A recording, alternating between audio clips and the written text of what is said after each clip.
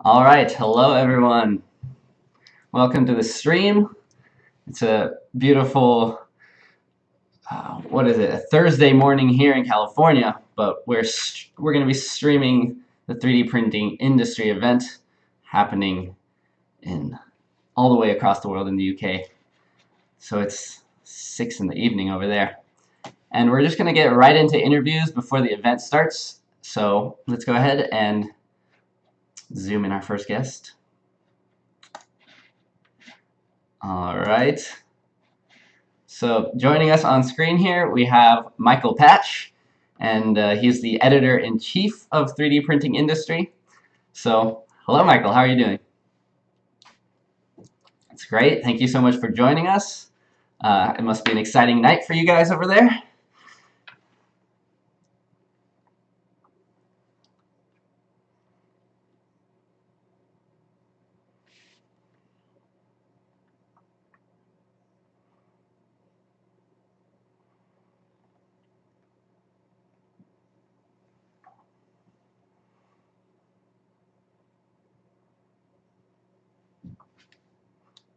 Definitely.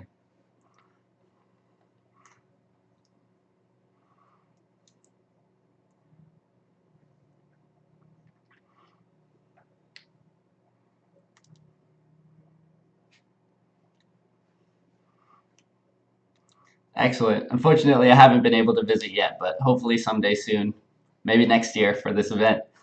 Um, Before we jump over to our next guest, I just want to ask you, since you mentioned the 3D printing industry, it's a pretty comprehensive source over the 3D industry in general. So you cover the commercial side of things, professional 3D printing, as well as consumer level things that are happening, and then the surrounding area as well, 3D scanning and things like that. So you've been doing this for several years now. You have a broad sense of the industry, I think it'd be fair to say.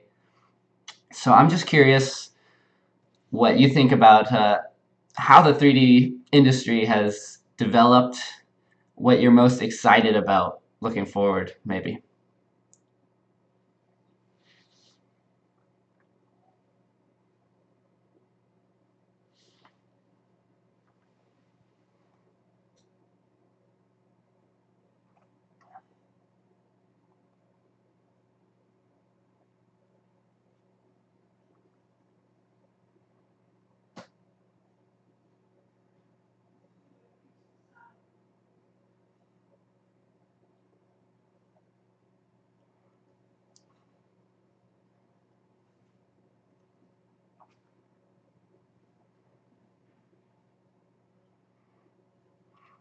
Right, I would actually pretty much agree with that directly because it's just increasing access to 3D printers for more and more people around the world.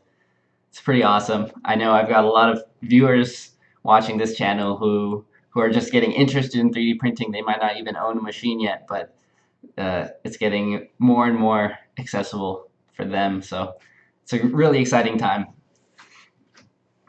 Okay, great. So I think we should just go ahead and jump over to our next guest because it's a very special guest and a rare chance that I get to talk to him. Thank you, Michael. The live stream's jumping around over there.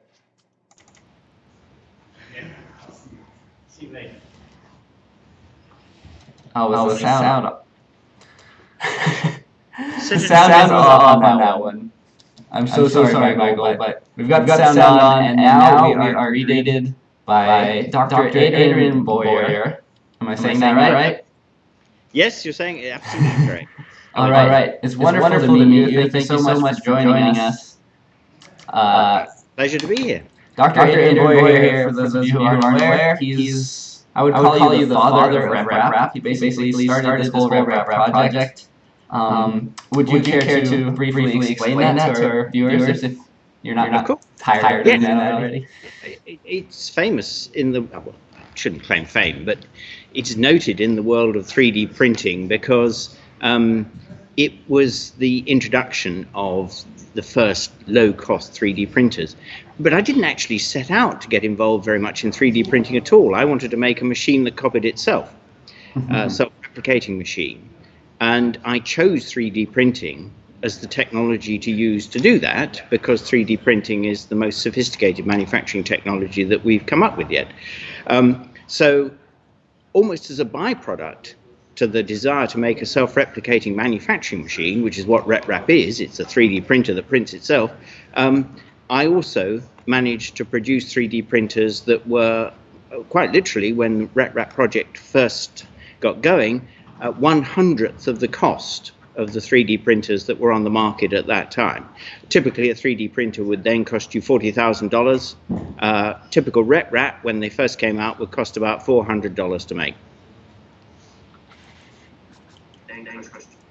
Yeah, that's really amazing. I think it's safe to say that you kind of kickstarted the whole industry of consumer-level 3D printing.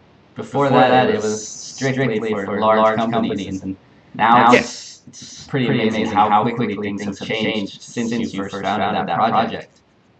Yes, well, I mean, companies like Boeing and Ford have been using the technology for 20-odd years when I started the project. And the technology went straight from that level down to the level, literally, of individuals. One person in the developed world, at least, could afford to have one of these machines, same sort of cost as a laptop. You know. Yeah, it's incredible. So I'm curious, what you've been doing since starting the project. Are you still heavily involved with the RepRap project, or has it kind of just taken on a life of its own by now? It's taken on a life of its own in the sense that it doesn't need me to run it anymore. When I started the project, it started as an academic research exercise at the University of Bath, though I decided very early on to open source it, and so a large number of other volunteers came on board to develop the machine who were not involved in any way with the university, and equally importantly from my perspective, I didn't have to pay them. So that meant that the project really spread out all over the world. And a lot of companies were founded on the basis of it, which really are nothing to do with me. For example, companies like Lulzbot and Joe Prusa's company and so on are all based on RepRap. And so they're sort of carrying the idea forwards. I believe it's the case that Prusa Research shipped more 3D printers than any other single company on Earth, and those machines are all RepRap machines. Yeah, Prusa is definitely still leading the pack in a lot of ways, which is pretty amazing. So, I'm just curious, what's your state? What are your impressions on the state of the industry right now? Have things grown as quickly as you expected? Are things? Did you plan things to happen the way that they did, or how are you taking it all in? It was almost completely unplanned in the sense of, I hope things are going to pan out in a certain way. I knew when I started the project that either it would sink without a trace or it would become pretty big. I didn't think there would be anything in between. I thought the chances were 50-50 for those two possible outcomes. As it turned out, it didn't sink without a trace. And I also knew that there was going to be an intermediate stage between large numbers of private people owning machines, which would be the stage where companies got involved and started selling the machines based on the work that I'd done, and of course other people's work as well, to companies and individuals. And we're at that sort of stage now. I don't know, you're a young man, so you may not remember this, but when the idea of a laser printer first came in, which allowed people to produce high quality paper documents, there was an intermediate stage before small companies and individuals owned laser printers, when people set up laser printer shops. You'd go down your high street and you'd get a laser print printed from, well, what was then, of course, a floppy disk. And we're at about that stage with 3D printing now. They're beginning to move into people's homes. People are beginning to own them as individuals. Some people are making them for themselves, in fact, quite a large number. There aren't any laser printer shops anymore because that's an intermediate stage which is no longer needed. And 3D printing is probably going that way too, I think. Yeah, I'd say that's definitely a bit before my time, the explosion of laser printing. But Yeah, that's I guess interesting. And so do you see a direct correlation then? Do you think that it will lead to a point where it's very standard for someone to have a 3D printer in their home? well, not very. I doubt there'll be a point where the majority of humanity owns a 3D printer. Now, the majority of humanity owns a phone, but that's not the case for 3D printers. Indeed, it's not the case for paper printers. I happen to own a paper printer, but a lot of people have computers who don't have printers. And I suspect it'll be the same for 3D printers. It might reach a proportion of, say, 10% of people. I'm just guessing here. Who knows what the proportion will be? But I doubt very much it'll get up into the 80s and 90s, which is where we seem to be heading, for example, with the mobile phone. Okay, so just to jump to another topic, a big part of RepRap starting out was that it was an open source project. Yeah. And there's a lot of debates still going on these days. We have, I'd say, maybe half printers are open source, the other half are going closed source. Is that something that you're concerned about, or what are your thoughts on that kind of battle that's going on right now? I think battle is a little bit of a grand view of it. There's a certain amount of conflict involved, of course, but nobody's getting hurt as far as I know, at least not physically. I have to admit that it's not something that bothers me, in that I tend to view these sorts of conflicts from a game theoretic perspective.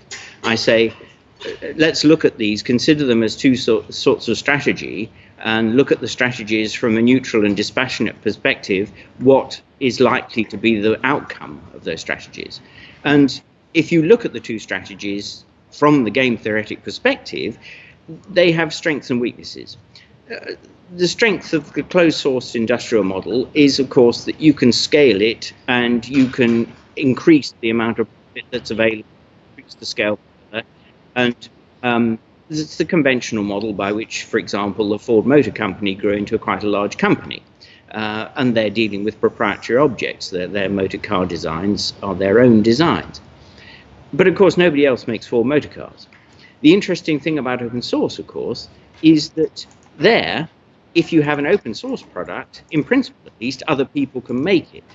Now, that may mean that actually there are more of those products out in the world than the closed source ones, because by closing the source, you're effectively rendering your product sterile in a sort of biological sense, whereas an open source product is one that can reproduce, obviously. So you've got those two competing forces. I don't know what the ultimate resolution between those two forces will be. I await with interest to find out. As I say, I tend to take a rather dispassionate view of it. I prefer open source. I open source everything I do myself. That's how I work, but I wouldn't want how I work to be considered as a prescription for how other people should work. People should follow their own desires and rules. I like that perspective. It's refreshing, actually. People are usually very passionate about one or the other, but it might be a fair point that they can coexist and maybe each provide something to the industry as a whole. Well, possibly, yes. Who knows? I mean, one of the interesting things about software, of course, is that it's so easy to reproduce. So if we look at open source software and look at the number of installed operating systems around the world, if we take Android as open source because it's essentially based on Linux, then the vast number of computer operating systems in the world are sort of more or less open source. And that's a good example of the fact that open source allows the ease of reproduction. Now, the ease of reproduction of a piece of software is the less than a second of copying a few gigabytes of information. We're not at that point yet with mechanical, artificial, real physical reproduction of machines. A RepRap machine takes perhaps a day to reproduce itself. So mere speed of reproduction is not a measure which we can use to compare the two, because the speeds are so very, very different. But when we can get to the point where self-reproducing machines can reproduce themselves very, very cheaply and quickly indeed, then we'll approximate the position that open source software is in now, which has come, of course, as I say, to dominate. Interesting. Can we? This actually kind of got me thinking or curious. What actually is your end goal here with these self-replicating machines? What are you hoping to see out of it? I'm hoping to see what happens. I don't have an end goal. That's I'm pretty interested. cool. That's kind of a scientific perspective, I guess. Yes. Start something crazy and then see what the reaction is. Yes. I mean, I wouldn't have started it if I thought it was going to be detrimental to people. If I'd had the idea of a self-reproducing weapon, I would have kept it to myself. I wouldn't have released it to the world. But it seemed to me that, in considering this, that on balance it was going to be a positive thing, and so I chose to release it. And having done that, I have completely lost control over what happens, just as Linus Torvalds has completely lost control over what happens to Linux. All he can do is express opinions. And so, we have to sit back and watch what happens, as you say, from a scientific perspective. All right, hold on 1 second. I guess we're getting a bit of an echo. The sound's good my side. Oh, and the screen has disappeared. Yeah, everything sounds good over here, so I'm not sure exactly what's happening. Can you still hear? Oh. All right, you're still there. Picture, which is something. Okay. Yeah, the picture's back. Hopefully this is working out somewhat so people can still hear. I'm just to wrap things up a bit. What is your current involvement nowadays? Now that this whole thing is already set in motion. Oh, I'm pottering about design. I should say, as I mentioned a few minutes ago, the project started as a university research project, but I'm now retired from the university. So I'm free to pursue ideas of my own. So I'm looking at various robotic projects that rely on 3D printing, but are not 3D printing projects except for their reliance on the technology, developments in software and electronics and so on, just things that interest me. I happen to be in the very fortunate position as a retired person that I can get up in the morning and decide exactly what I'm going to do until I go to bed at night. And so, I potter around. Some days I read a novel or listen to some music or whatever, but it's very refreshing, of course, and I realize it's a position of considerable privilege, which most people are regrettably unable to follow, at least until they get a lot older. That's one of the benefits of being old. Being old is not entirely beneficial. There are one or two detriments to it as well. Yeah, but I guess you gotta focus on the good stuff, and it's certainly. I like to be scientific and look at the good and the bad and add them up, Well, thanks so much for talking to us. You're receiving an honor tonight for your huge contributions to 3D printing, and I think it's well deserved. And I'm sure everyone here wants to say thank you for that. I got an honor last year. I didn't know that I was getting one tonight, but maybe you've let a cat that shouldn't be out of the bag. I don't know. Maybe I'm behind your year. But anyways, you really deserve all the honor that people give you, because I know my whole career as it stands right now is dependent on what you started. All my viewers who are able to 3D print and whatnot probably wouldn't have been an extra several years had you not started out with that rep project. So thank you very much. Thank you for thank you for your thanks. It's always a pleasure to speak to somebody who's expresses such a positive view of what I've done. Of course, everybody likes to be complimented, and I'm no exception. So thank you. All right. Excellent. So I'm just going to go ahead and jump over to the chat, and maybe we'll try to work on these audio issues while we wait for our next guest. Thank you again, Dr. Adrian. Good evening. All right, guys. Whew.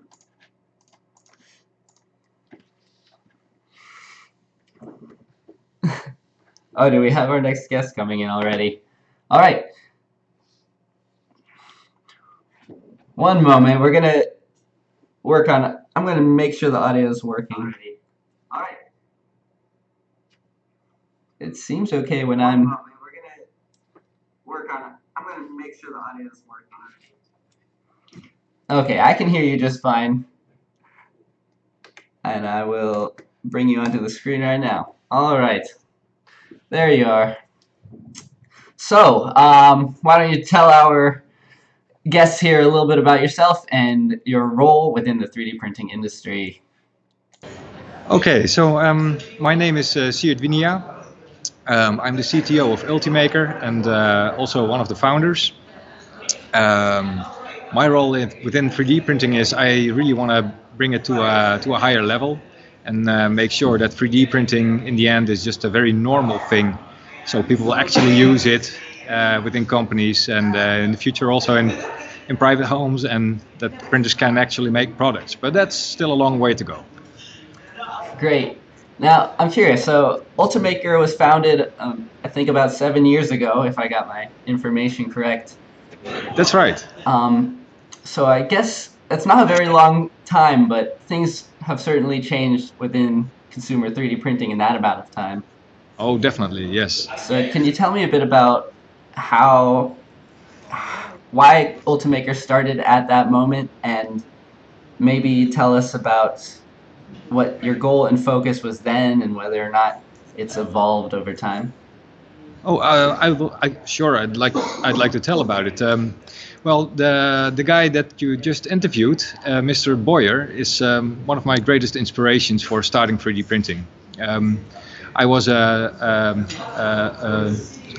working at the Fab Lab in Utrecht, and we had a very interesting 3D printer. However, it was way too expensive to print with that. And then Adrian Boyer came around with his RepRap design, and I definitely knew instantly, like, okay, this is something that I really want to try. I want to print at home. I want to have control over what I think is important and how I can make that. So thanks to Adrian for starting it off with this RepRap project. I started to do it with a group in the Fab Lab, so we were building all these machines. But it took us quite a long time. And when we started printing, the parts that we got out of them, they could be better. So we started developing the printer and all the parts for the RepRap, and afterwards, at a certain moment, we decided we could make a printer easier to create by making it from plywood and get the right parts in. So we really decided, okay, let's make a great kit out of it, and we posted it on the internet, and we were really overwhelmed by the people that, oh, fantastic, can you put it in a box and send it to me? So we started selling these kits, and that was so overwhelming that people gave us money in the beginning on our bank account, and we had 3 months time. At that moment, that was still a viable time period that people wanted to wait to get a 3D printer at home. That completely changed. We made the printer more reliable. We started to assemble the printer and get all certifications around the printer right, so people could actually start using it. It was safe. So we really wanted to make a decent printer that did its job, and I think that is one of the most important things that evolved. Is 3D printing is not just for the techies to play with. It's now a technology that you can actually start using, and you can rely on the printer. So from my perspective, it became from a hobby project really like, no, this is business, and there should be value in 3D printing, because I see value around myself everywhere. But the company also needs a business case at the same time to be able to grow. So I think what we decided at a certain moment, we are not going to race be in the race to the lowest price 3D printer. We really decided we want to make a printer that you can rely on, that you can actually push the button and walk away, and the next morning your print is ready, or even sooner than that. So we really started working on our whole service and support channel, our whole sales network. At the moment, we sell our printers in 100 countries worldwide, and we have local support everywhere. So that's something completely different than making a nice printer, put it in a box, and just ship it out and, well, let it go. We did that because I really wanted to know what 3D printing is actually worth to society. So I had like the feeling, okay, I can make everything for myself at home. On the other side, when running this company, I learned that I didn't have much time to print myself. So there was like, if I was sitting in my car driving down to the office, and I had a printer at home, it was not running, then the question was, why is it not running? Yeah, that's because I'm doing this job and I have so much to do that I don't even have the time to make a 3D drawing and turn the machine on. So I was like, okay, but if I have it myself, then probably more people will have the same thing. So we really have to work on make it fit for people, to make it actually for them a useful tool. So, and that's how it evolved in being a more professional company, making a more reliable product, building the service network around it. So it's much more than just a 3D printer, and that's what we're now trying to achieve. That's why we also made our newest printer. It's the Ultimaker S5, and we very recently launched it. But it's not designed for the maker and the home consumer market. It's more designed for the professional market. So companies can actually use it and make prototypes and make parts that they like, or even make small series with it. Yeah, that's an interesting point. You guys definitely are kind of at the boundary. I guess some people would call it the prosumer level. But there's also Cura, which is an Ultimaker initiative, correct? Yes, And that's something that a lot of people in 3D printing benefit from. Yeah. So it's nice to see that you are kind of having this balance. You're running a business and making this really great machine that you're able to sell to small companies and whatnot. But then you also still have your contributions to the large scope of kind of consumer and getting 3D printing out to everyone. Yes. It's a pretty cool approach. Yes. So I guess could you maybe, with the new printer coming out, it seems like there's focus on just making everything work a little bit better, but you've also got the interface that you're working on and making things a little easier to use. And I Exactly. think, like you're kind of saying, the price point is coming down and down, but I think the main barrier is making 3D printing easier and more accessible, and letting people have the time to actually use them. Yes.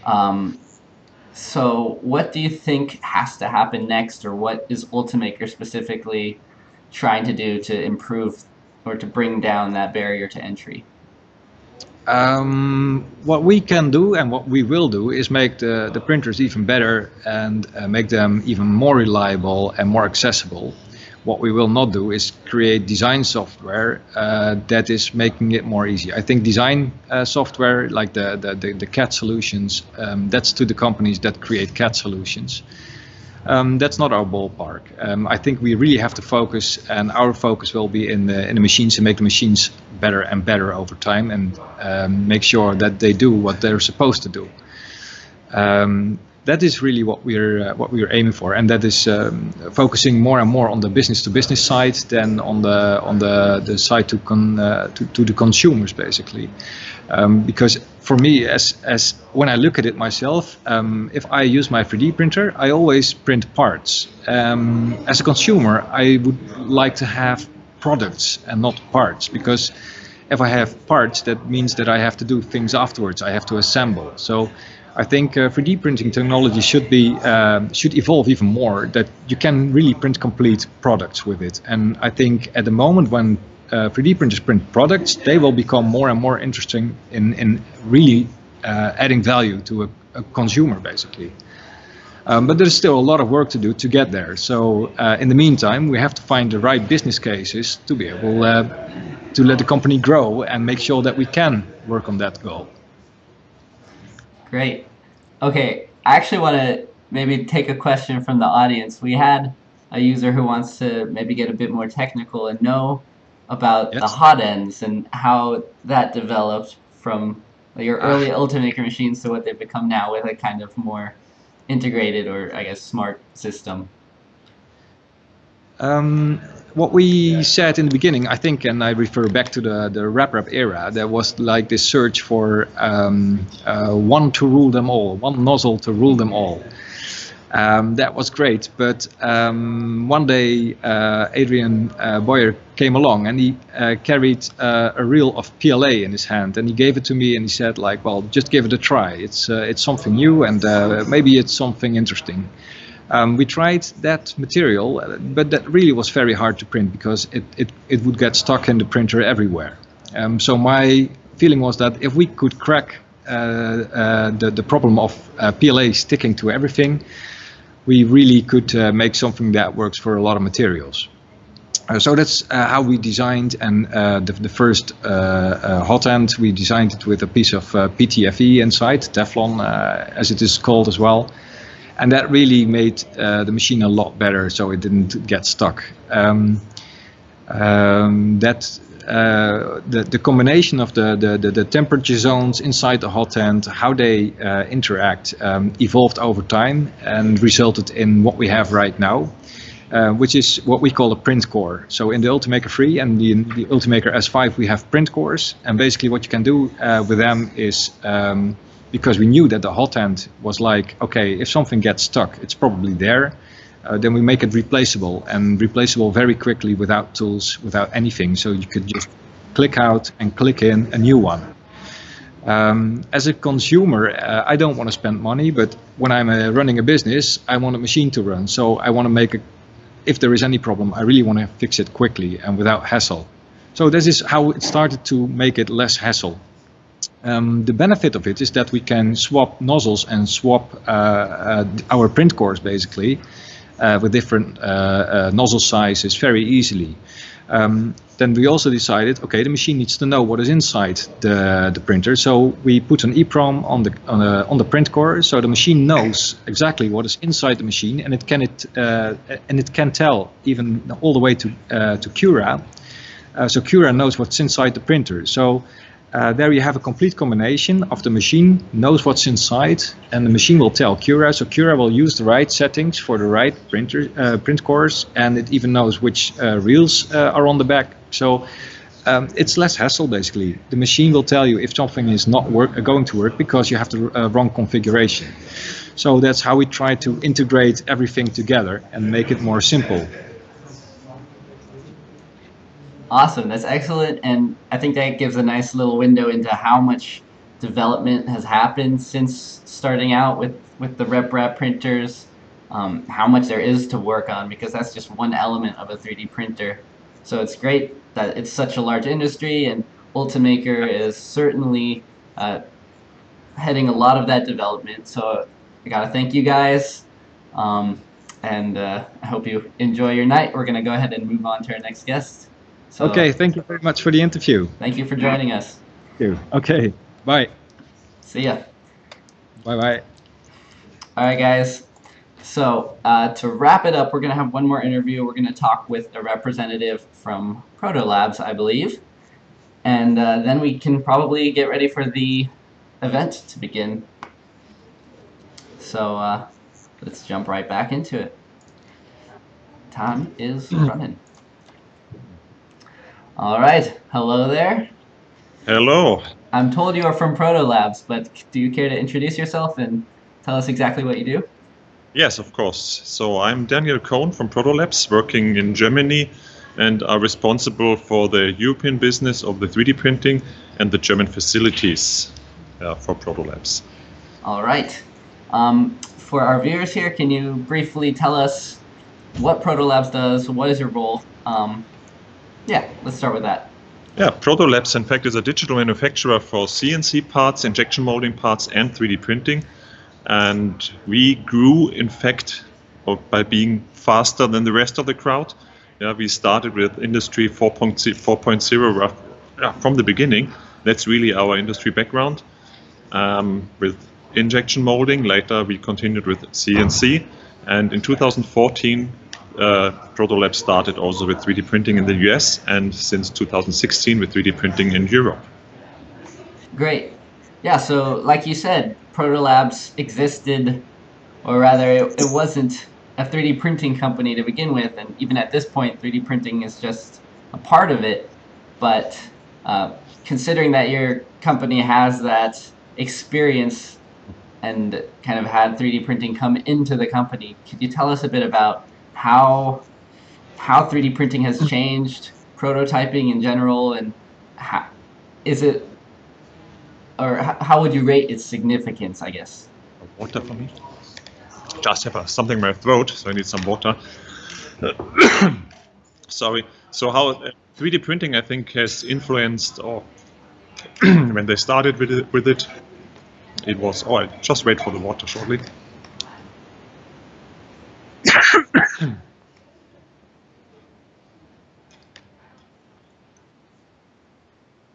Cheers, yes.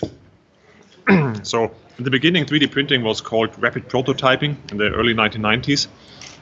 And this is also what Proto Labs did from the early beginning on CNC and injection molding, in fact.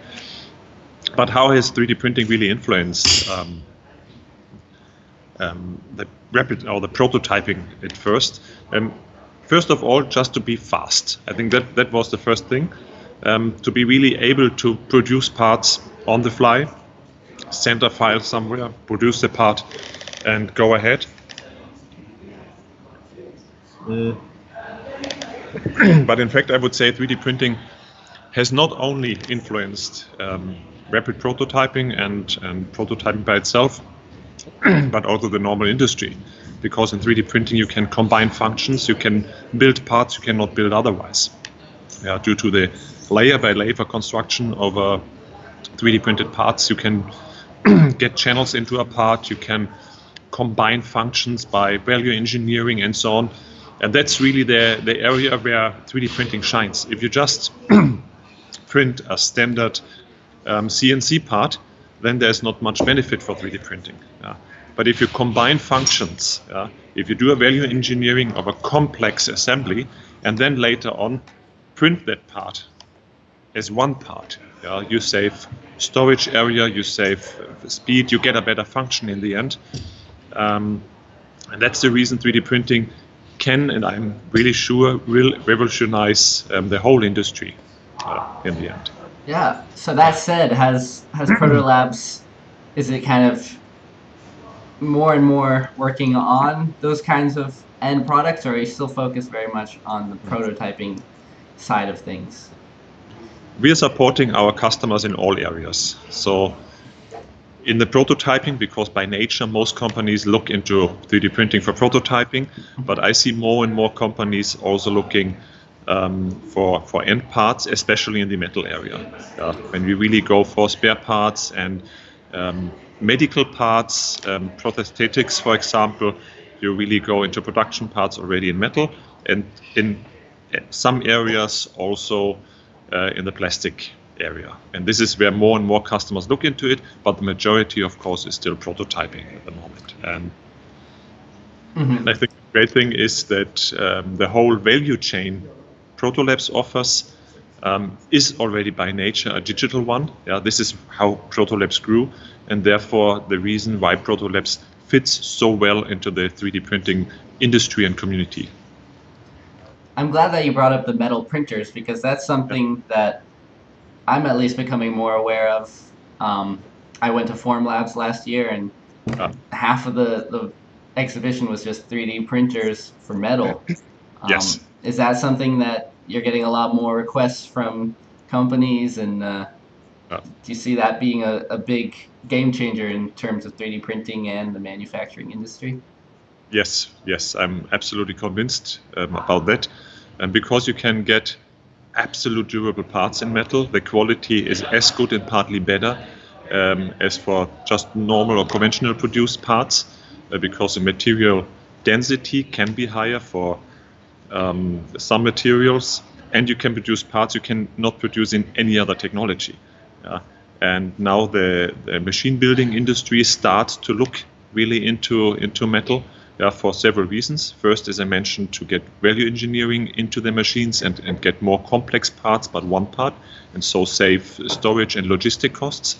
And the other reason is they look more and more into spare parts.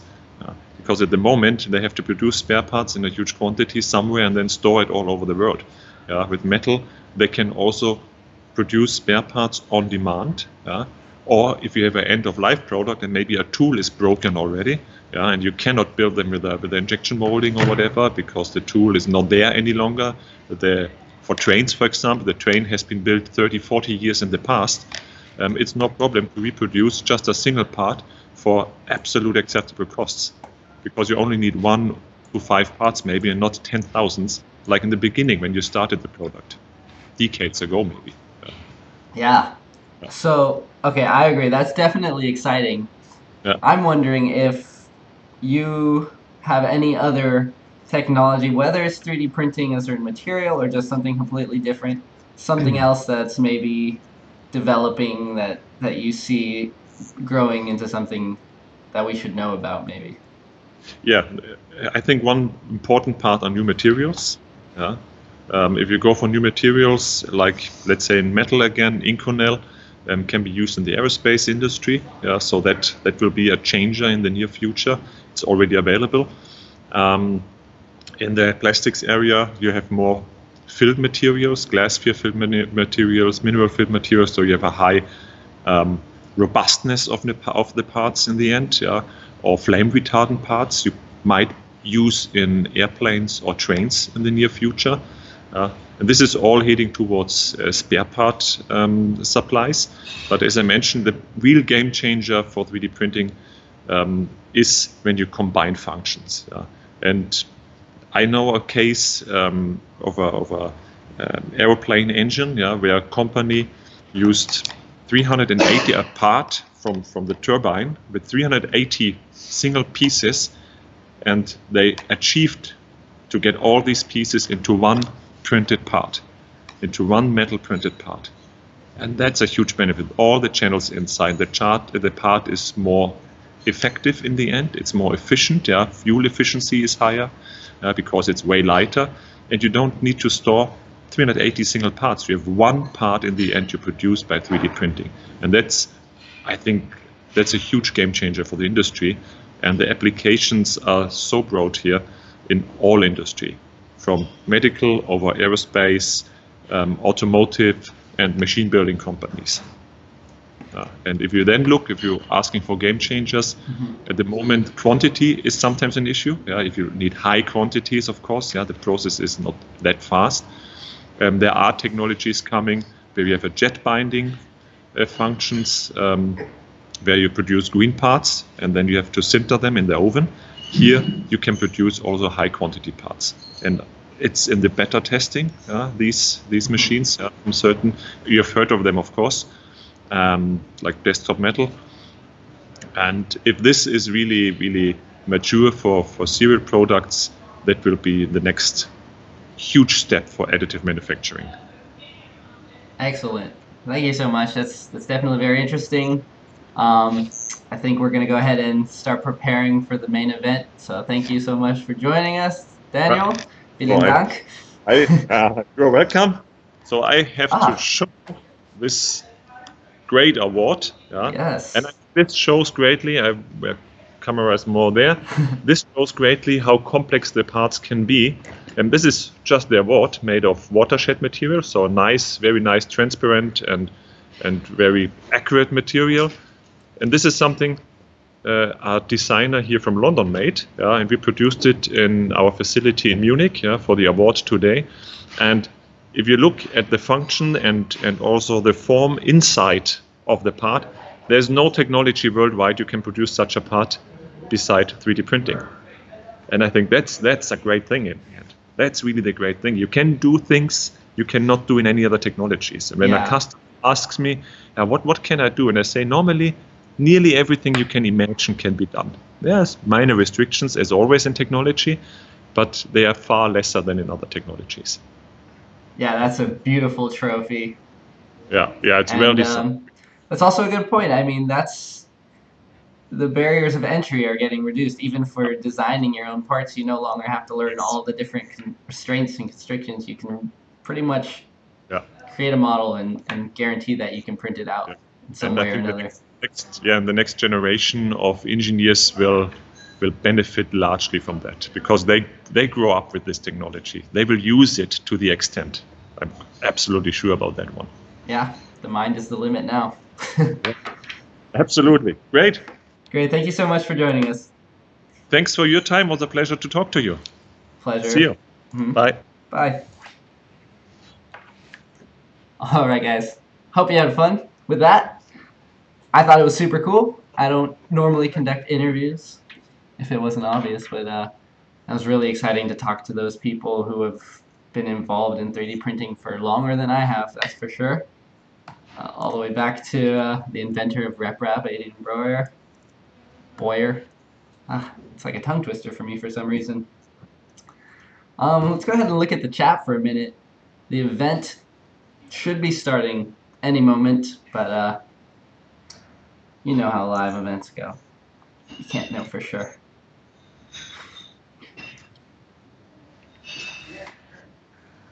All right. What do you guys think about that? The fact that you can 3D print just about anything now. You know, I didn't go through engineering school specifically, but even studying product design, you spend a lot of time learning how to manage an idea, how to make it actually feasible. You gotta think about engineering constraints, but those are getting reduced further and further, and pretty much at this point, you make something and you can print it. I think it's super cool. There's a lot of awards being given out tonight. I can pull up the list, but like Michael Patch said, I think I think that part of the interview might have been muted, but we've got over 60 industry leaders and companies, and I'm just trying to pull up the entire event. Wait. Oops. I guess there was still random noise from their side. I just muted that. Yeah, that trophy was really beautiful.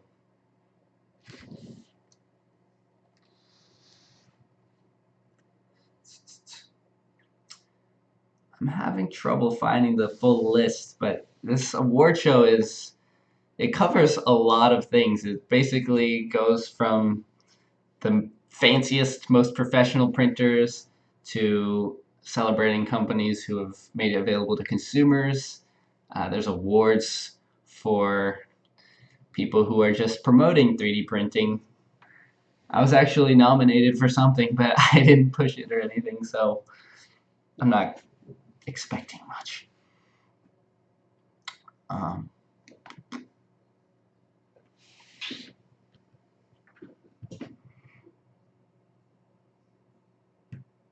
Yeah, sorry about that echo.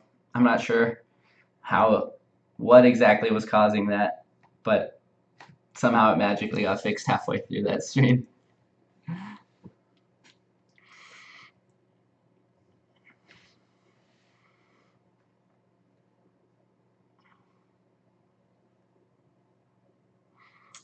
Yeah, some weird glitches going on in that.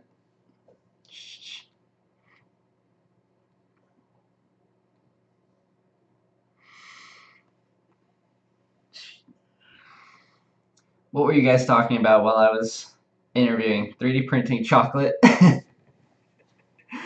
We're all talking about the amazing technology that allows us to 3D print airplane parts and brain implants, but you guys were like, no, let's print some chocolate.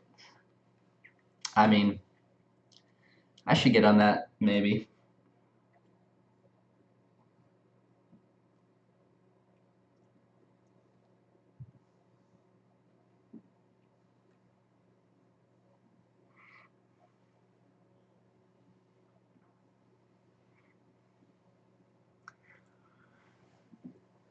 I do not own a cat.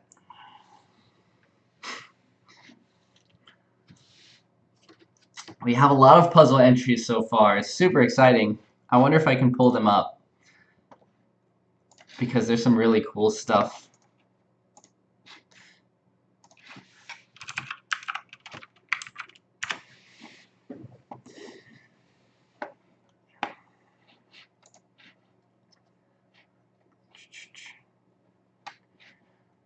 Where can I find all those entries? Ah, here we go. Yeah, why not give a little shout out to the people who are already submitting puzzles? That's some initiative. Let me pull up a screen capture here.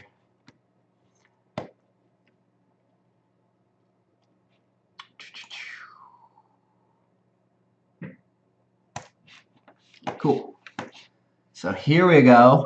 I don't want to spoil things too much, but I'm definitely seeing some new puzzles, some puzzles that are recreations. I actually just saw this puzzle the other day because people were talking about Mr. Puzzle's YouTube channel and saying I should give him that 10 by 10 super cube that I made. Speaking of which, still no one has solved it. We will have a prize announced very soon. It's a difficult puzzle, so I'm just going to be amazed if someone can solve that. And I'm sure someone will eventually. I really liked this puzzle cylinder. It's so simple. It's just like a puzzle cube, but just by cutting it out into that shape, it turns it into something completely new.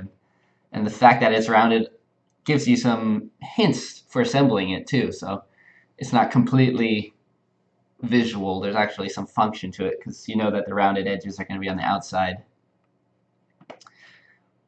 This mirror cube, I haven't looked at most of these yet. This is one I'm familiar with.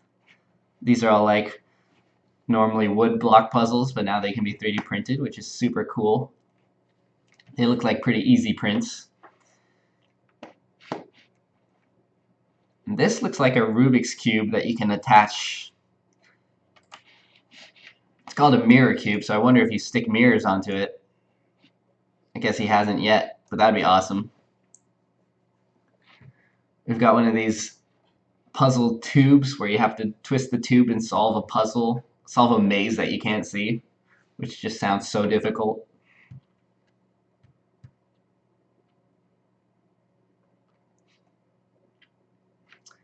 I like this puzzle box that it has a locking mechanism with the mirror, with a ball bearing in there.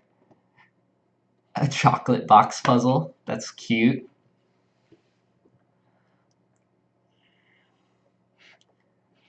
This just looks insane. Yeah, there's a lot of cool stuff. I'm really looking forward to looking through all of this. We got the Make Anything logo sliding puzzle. Is that bribery? I don't know. We got some topography puzzles. This pyramid, that looks pretty cool. I like that this cube kind of has an irregular shape. That's pretty fun. We got a lot of variety here, but there's still plenty of time, guys, so I'd love to see more entries. I like the colors here. Yeah, these Rubik's Cubes, I don't know how those are done.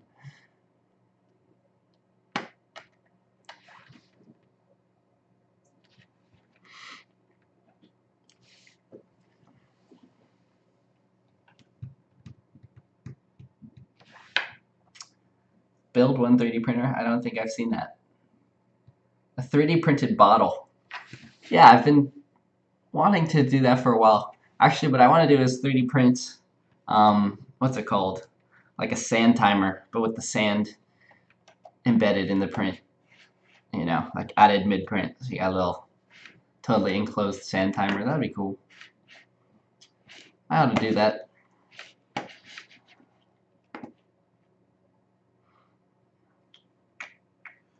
Alright. So those are the puzzle entries so far, just so you guys know what the competition looks like.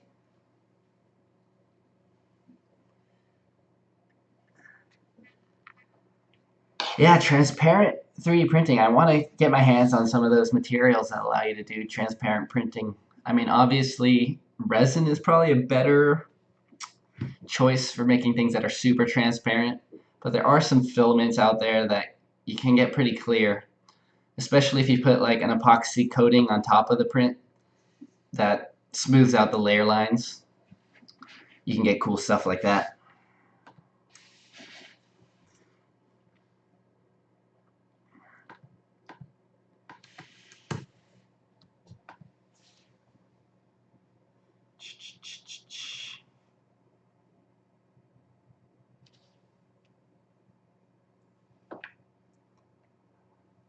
Oh no. Yeah, I guess not every printer manufacturer puts fire safety mechanisms into their printers, so that's kind of sketchy. The ANET printers are kind of notorious by now for catching houses on fire, which is not a great look for 3D printing.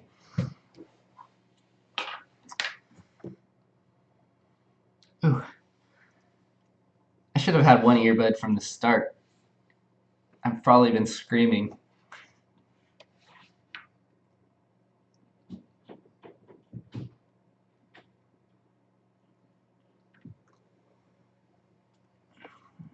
I know a program where they have a cube brush like VR Sketch? Um, I'm not sure exactly what you mean by a cube brush, except like drawing with voxels, like Minecraft style. For one thing, you can export Minecraft into STL files and 3D print those. Or like, I think the last live stream I did, I played around a little bit in Magica Voxel, which is a cool free little software that lets you draw in with 3D cubes as well.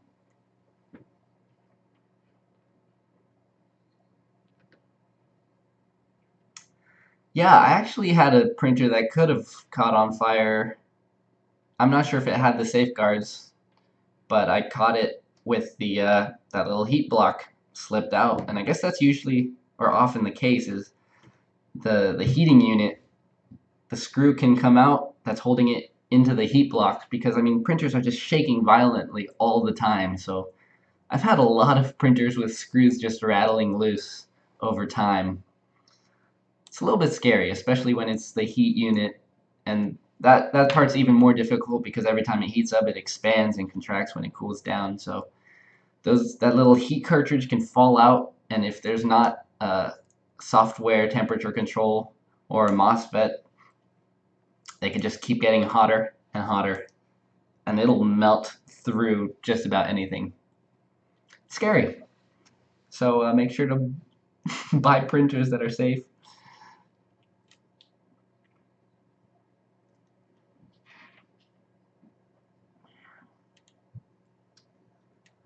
Tyler, if you don't have a 3D printer, you can still enter the puzzle competition.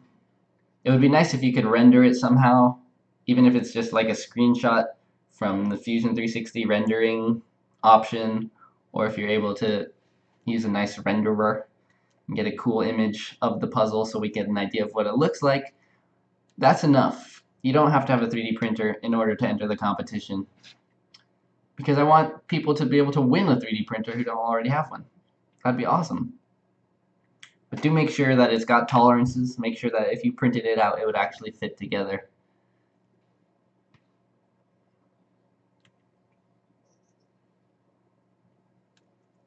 Just in 3D, has Creality released the firmware for the Ender 3 yet?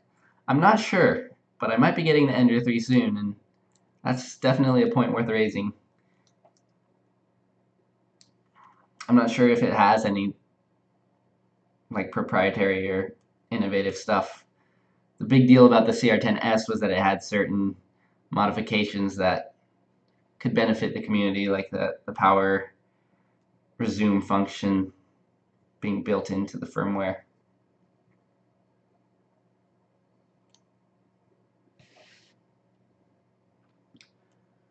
Would dichloromethane smooth out PLA? Is that the one that's like super flammable and toxic? But I've read about PLA smoothing way long ago, and I heard that it's possible. You just need to deal with some chemicals that aren't the nicest.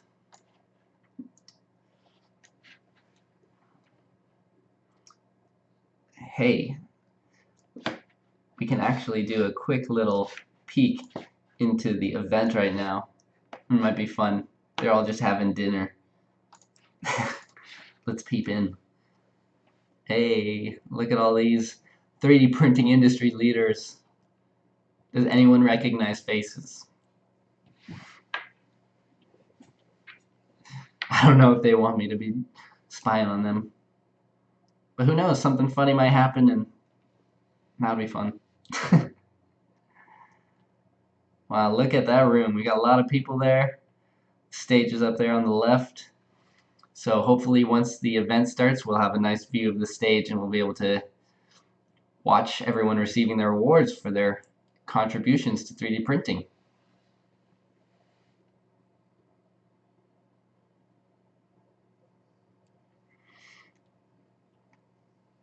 A-Shifter, I haven't messed with Discord servers yet.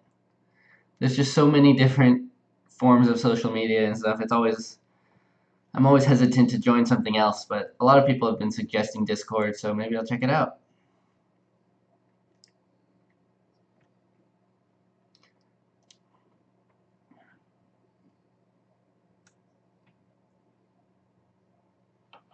It's not a 360 camera. Someone's actually managing it right now. That'd be cool if I could swoop around.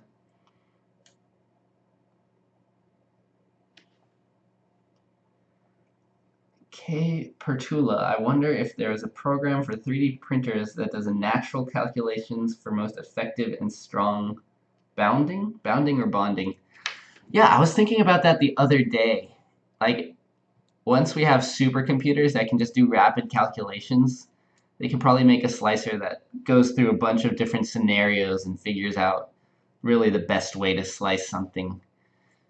Because the way it is right now, you know, with Simplify 3D at least, you can say like, oh, I want a certain angle for bridging. You can go in and control that stuff manually, but it would be really awesome if the software gets to a point where it can kind of figure out what you're trying to do and print things in the best way. But at least you're able to do things now, albeit manually.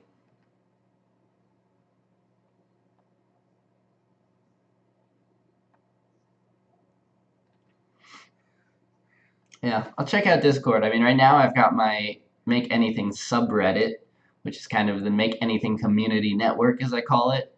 And I've been trying to engage the public a bit more and have a way to reach out to people and give suggestions on what you guys are designing. So if you're ever working on something and you need help or you just want to share it, and get an opinion from me and other people who are fans, go to reddit.com/r/makeanything. You can submit stuff there. It's cool. And if something's super cool, I'll put it on my blog or on the community blog at makeanything.design. So that's fun.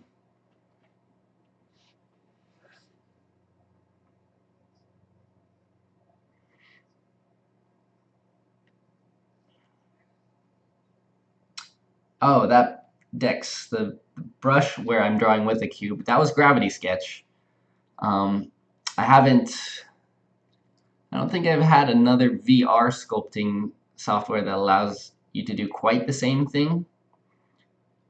But at the same time, I wouldn't doubt that it exists. Actually, the first VR sculpting software I tried was Codon 3D.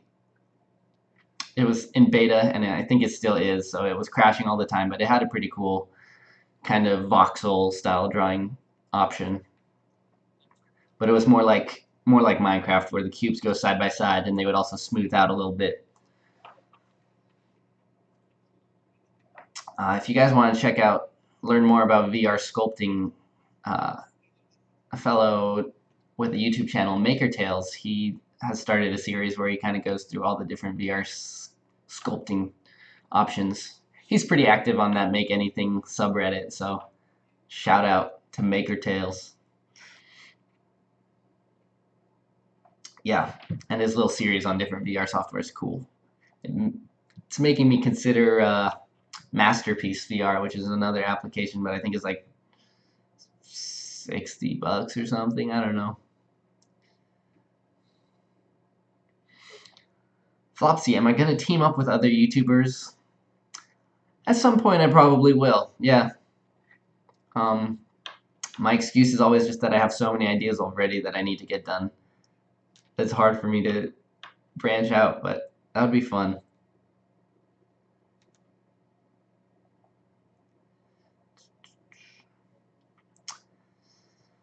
Dude, abide. You can't run SolidWorks or Fusion 360 on 32-bit Windows. That's a shame. I guess in that same realm, I might suggest, what's it called? I haven't used it for so long. There's the online, the cloud hosted one.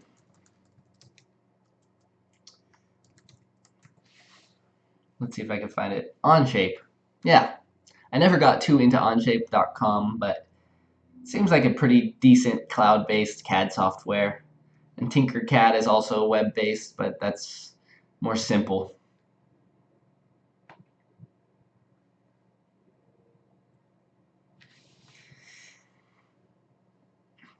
Ibrahim, how do I stay creative? That's an interesting question. I guess that's a common debate whether creativity is something that you can like get, or you just have it or you don't, which is always a sad perspective because I think anyone could be creative. Um, it's kind of a matter of not trying to be perfect.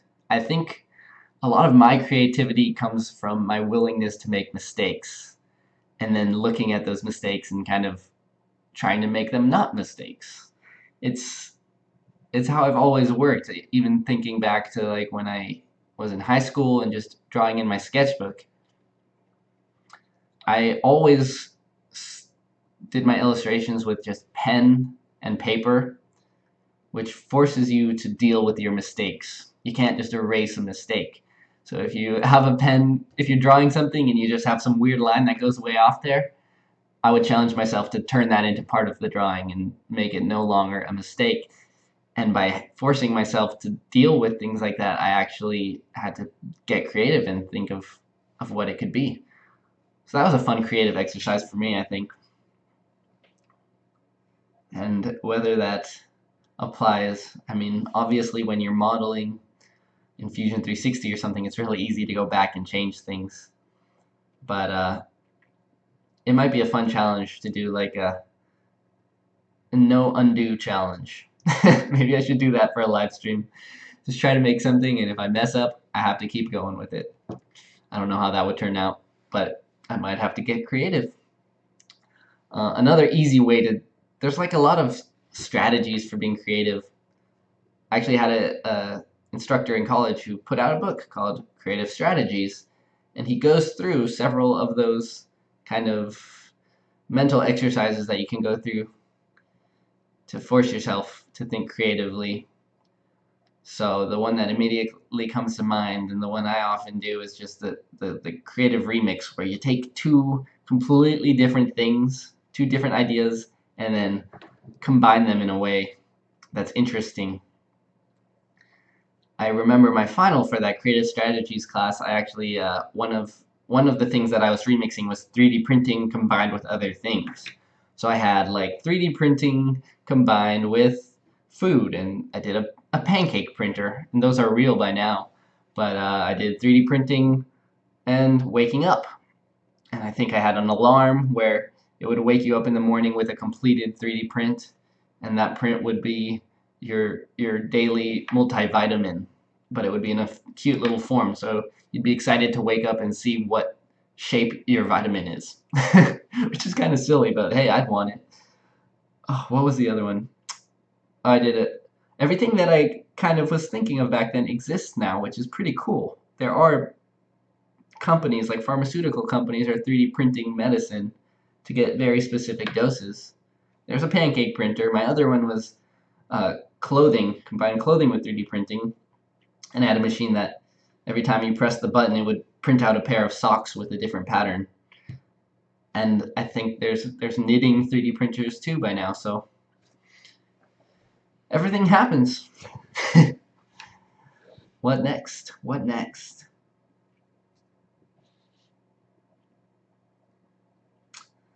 Do a new program that isn't VR that allows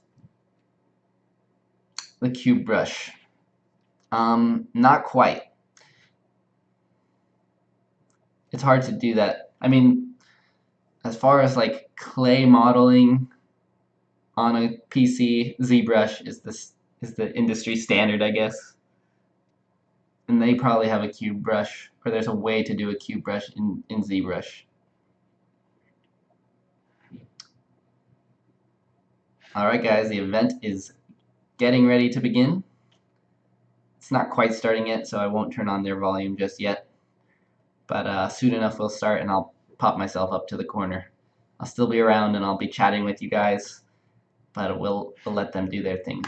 Oh, they're starting. All right. Right, how is everyone tonight?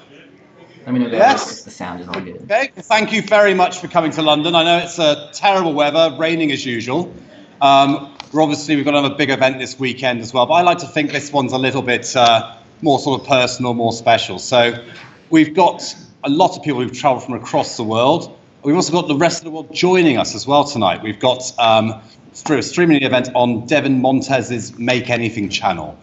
So please, when you're making your speeches, your victory speeches, do keep it clean if you can. We've got over 60 companies in this room tonight, which I think we have a diversity from every part of the 3D printing, additive manufacturing ecosystem here. So it's great to see so many familiar people, and also to see some new people who I've not had the chance to speak with personally yet, but please do grab hold of me later on in the evening. Talking of later on in the evening, we'll be having an after party in Soho. So again, see myself or any of the other people on the 3D printing industry team tonight, and they can give you directions to that. Speaking of the 3D printing industry team, I'd like to thank very much Bo Jackson, who I'm sure many of you know. But also Oscar and Anastasia, who you may not have met, but have been invaluable behind the scenes. So please, if you do see them, give them a pat on the back and maybe a little drink for them later. I'd like to welcome several very special guests tonight. We have guests from the US Embassy in London here. We also have guests returning, including one of our guests of honour, Dr. Adrian Boyer, from the RepRap project. We will also be celebrating a very special event at the end of this month. It's the 10th anniversary of the RepRap project, which I'm sure, as I don't need to tell anyone here, has been very important for the industry. I'd also like to thank everyone who's travelled from across the world. We have guests from Poland, a great place for additive manufacturing now. We have Czech Republic, Canada, the USA, Israel, Switzerland, Belgium, Australia, France, and of course, that stronghold of additive manufacturing, Germany. So thank you so much for coming tonight. For your support for this event and also for our publication, we're able to further our objective, and that is providing up-to-date, accurate news, providing a platform for thought leadership series, and sharing information with the industry, which I think is very important. We've also recently launched our 3D printing industry jobs site, which I think will hopefully be a valuable resource, although it is free, for finding skilled workers in what is still a very much growing industry. And the industry does continue to grow, as we've seen recently at AMUG, and then more recently Rapid, and as I'm sure we're going to see at Formnext this year. It keeps going from strength to strength. And we like to think within the industry our awards are a little bit unique, in the sense that it's our audience who votes for these awards.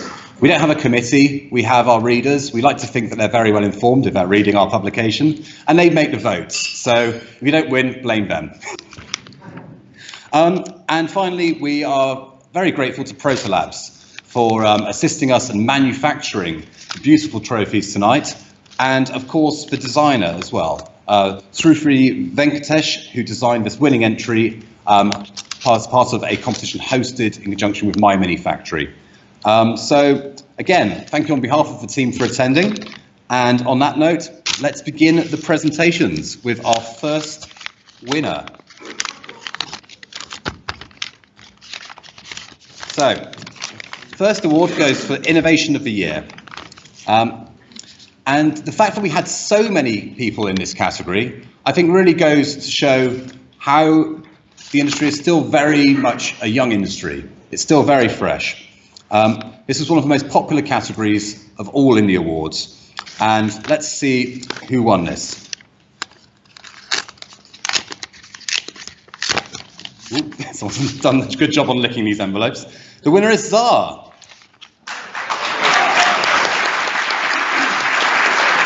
And I'd like to welcome Angus. Is Angus in the room? We have, brilliant, yes. I'd like to welcome Angus Condy, Director of Integration and Applications, to collect the award. Thank you very much.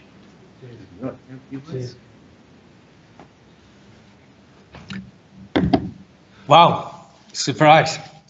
Well, thank you all, and thank you for 3D printing industry for laying on the awards and all the people who voted for us. And I'd like to thank some more people really, who really contributed. This is just not a one-man effort. It's very much a team effort. Firstly, I'd like to thank the person next to me, Nick, who has really been persevered through this project and has led on a lot of the innovation. I'd also like to thank Wolfgang over there from our Swedish team who spent a lot of time testing the 3D fluids, and also Neil Hopkinson from the ZAR 3D in Nottingham for all his help, as well as Werner Zabka from the Swedish team. You can see quite an international effort to get to where we were today.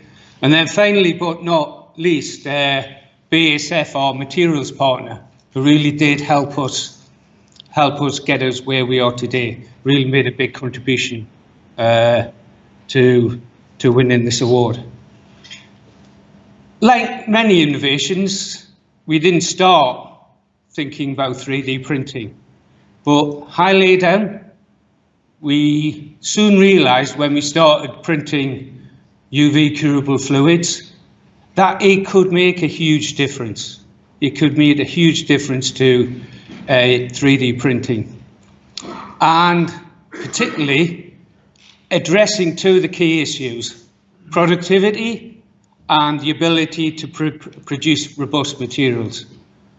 The productivity came from the capability that the printhead, the ZAR printhead, can produce up to 3 times productivity to other printheads, and with the ability to print high viscosity fluids, we can print very robust materials. And so it's really quite exciting times for as we are today, and I'd just really like to thank everyone again for this award. Thank you.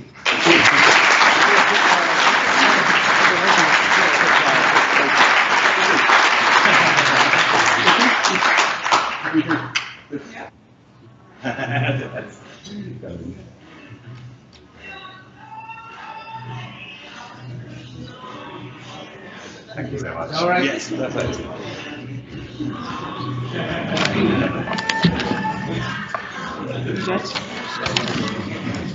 Okay, good evening everybody. It is great to see you all this evening, and I am so excited to be celebrating the best of 3D printing from the past year, and additive manufacturing, of course, depending on your preference. The second category this evening is Aerospace and Automotive Application of the Year. Aerospace and automotive continue to provide some of the most breaking stories in the industry. Affirming the industrialization of this technology, this year we had a whole range of nominations spanning both sectors in market-ready and non-commercial applications.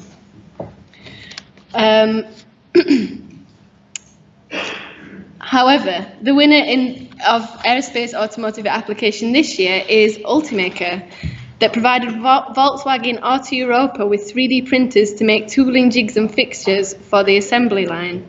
Here to accept the award this evening is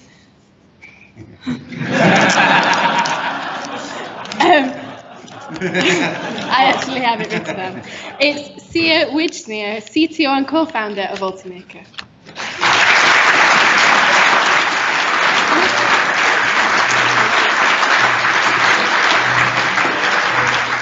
Thank you very much. Thank you very much. Oh, yes. Oh, thank you. Amazing. Fantastic. Oh, I'm so very happy with it. And well, first of all, thank you for organizing this event. Like last year, it's thrilled to be here, and fantastic that it's even way bigger than last year. It's great. This prize means that desktop 3D printing is actually finding its value in the whole industry. And I think it's the best thing that I could desire. As I always told my people, these printers, they need to do a job. And this case with Volkswagen that we did really resulted in a job that created value for Volkswagen. It's just one of so many applications that we still have to find that are giving us great value. But I think this is a real proof of that 3D printing is really going to make a big hit in the future. Thank you very much.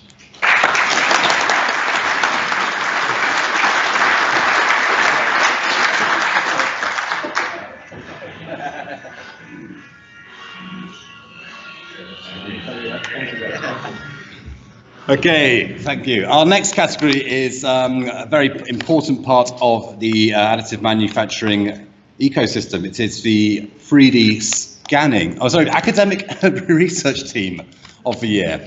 And I'd like to invite to the stage to present this particular award, one of our distinguished guests, the US, and let me get this right, the, here we go.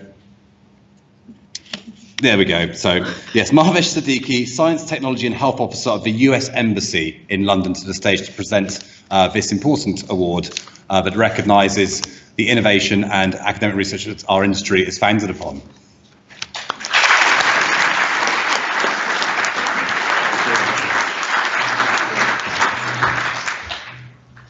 Excited to read this. Such an honor. Did you use like 3D printed glue to glue this together?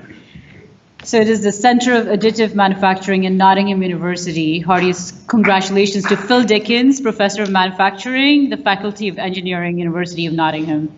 Congrats.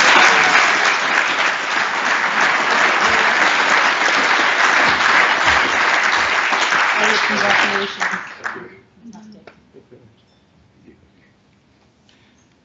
Right, well, I hadn't seen the running order. I was expecting to be about last. We put the academics last, so I was going to take pieces of everyone else's speech and wrap them together. So I'm here today because Richard Haig, who leads the group, which is now about 100 strong, is in Singapore. So he drew the short straw and I'm here. And I'd like to say really that, you know, the work doesn't really belong to us as academics anymore. This really belongs to the researchers, all the PhDs and research associates. And I'd like to really point out 5 key people that have really made this group tick. And those are really the 3 guys that run our labs and our 2 admin people. So without them, our life would be really quite difficult. And also, we also have, many of you may know Donna Borrell, who runs the conference for us each year over in Added Scientific, who does a great job. So, you know, the honour belongs to them, but thank you very much.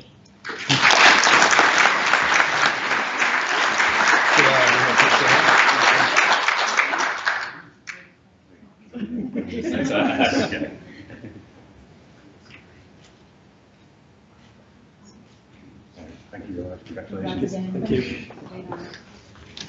Thank you. Okay, and the next category is a very important part of the ecosystem of 3D printing, are of course where we get our inputs from. And with that in mind, we're having a category for 3D scanning application of the year. Now this could be, covers a broad range of subjects. In fact, we've seen applications from cultural heritage and conservation through to inspection and reverse engineering. And as the range of nominees does show here, we truly do have quite a broad representation of all of the applications that 3D scanning is currently being used for, and we're seeing much further integration of these within the product development chain. Now, the winner of the 3D scanning application of the year is Materialise and Hoya for the Uniku eyewear project, and I'd like to welcome Cohen Nuygens, Product Manager, to the stage to collect the award, please.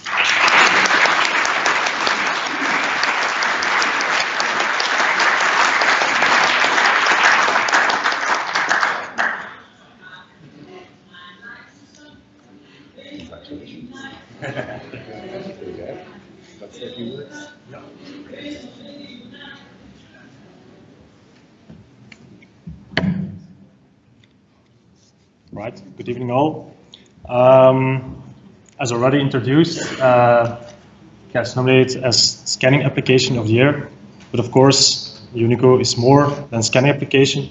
It's it's really the transformation that we see in the industry, where we go from classic manufacturing to 3D printing manufacturing. So it's the whole chain that you should see before you, and I'm very glad that Materialize is a driving force for these applications, as we saw in the hearing aids industry already, and now we see it in the eyewear. So thank you for everyone that has voted for Unico. Thank you for Materialize. Thank you.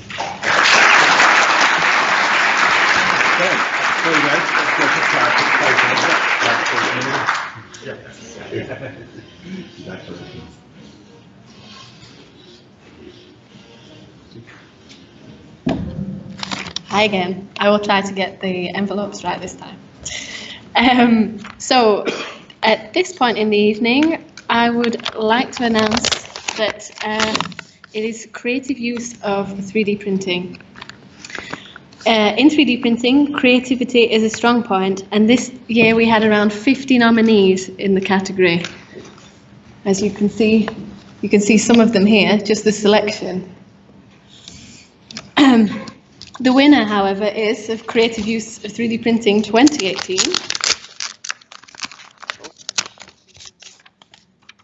Is a project by Proto Labs and Pepsi Cola for the Black Panther Brisk promotion.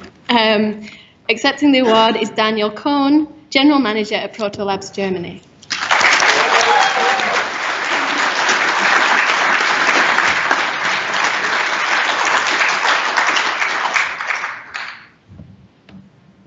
Yeah, cool. Very great. Thank you very much. Thanks to all the voters. And this prize really goes to our colleagues in the US, who worked on this project. And I don't know how many of you have seen these designs for Pepsi Cola. They look really, really good for the Black Panther design. And so thanks to all the voters. My congratulations to my colleagues in the US. And let's go ahead. Thanks.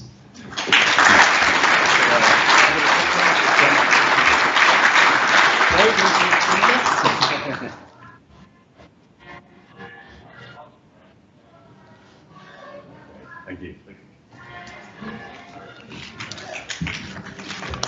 So our next category is the Community Advocates of the Year. We're still quite a young industry. We've been going for maybe 30 years now, but part of the growth really is due to the passion that people have in this industry. It's not for any particular reason, but sometimes a mispronunciation of additive manufacturing is addictive manufacturing. With this in mind, we have quite a diverse mix of how we describe as community advocates. These range from YouTubers to people involved in national programs and also in other interest groups. Now, I'd like to reveal the winner now, and it is Laura Torre for Women in 3D Printing. Now, Laura couldn't be here tonight, so we have Kadeen James from Hobbs Studio. We'll be accepting the award on Laura's behalf. And I'm sure when you see Nora next time on the show, do say hello. So I'm absolutely thrilled to be here in such amazing company this evening.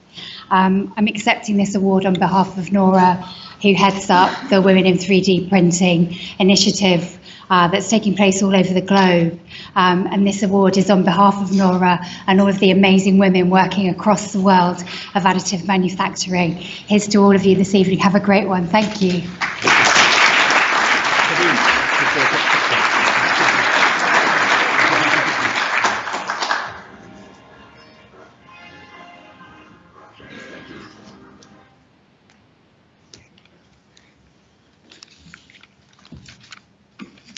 Okay. Proving that 3D printing is, to quote Madonna, a material world, we asked our readers to vote for their material company of the year. This time they responded with over 100 individual nominees, some of which you can see here. This year, as voted for by our readers, the winner of Material Company of the Year 2018 is BASF.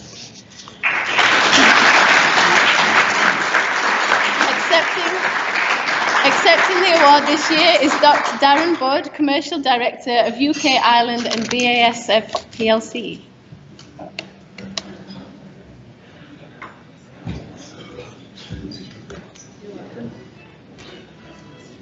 Okay. Thanks very much. I'm accepting this on behalf of BASF 3D Printing. I know Volker Hammes, Managing Director of BASF 3D Printing, is unfortunately, he would love to have been here tonight, and he would love to stand up here and talk about in terms of the award. But he's very happy in terms of winning the award, and he would have loved to have been part of this and seeing everyone's faces and talk about what we're trying to do. But it's great to have all the votes, and I'd say thank you very much. And I think the industry is going from strength to strength. So thank you very much.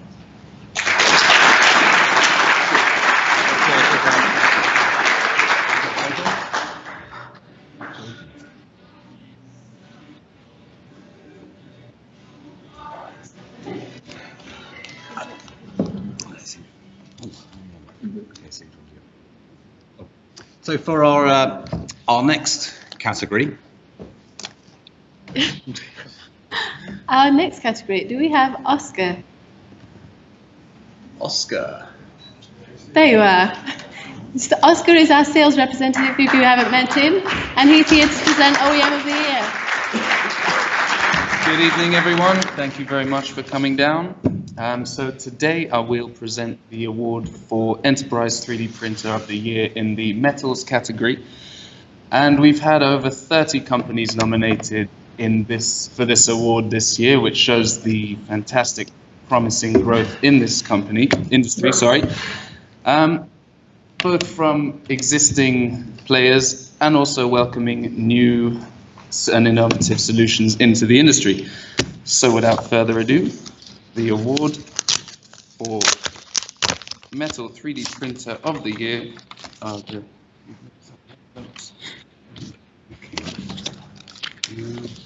Excuse me. That's not.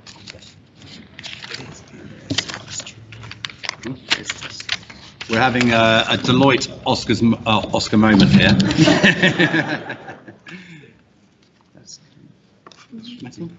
That's it. All right. So back on track. The winner of the award for Enterprise 3D Printer of the Year in Metals is Desktop Metals with the Studio System. So I'd like to welcoming Tuan Tramfan to the stage. Oh, and the slides have gone wrong as well.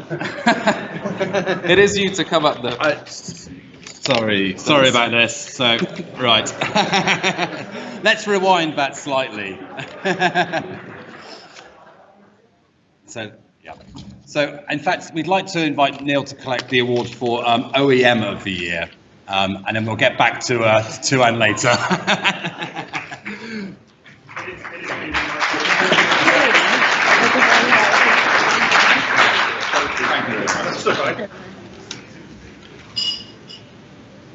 I am Neil Siddons. I'm not from Desktop Metal, but I will buy Desktop Metal a drink afterwards. Thank you on behalf of everyone at G Additive. Thank you very much for this award. Thank you to everyone who voted. We've been, as my dad would say, messing around with additive for about 20 years with RCAM and Concept Laser and NGE.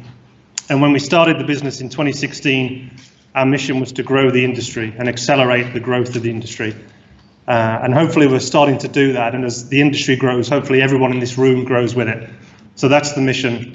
And we're very proud to be part of this additive community. So thank you very much.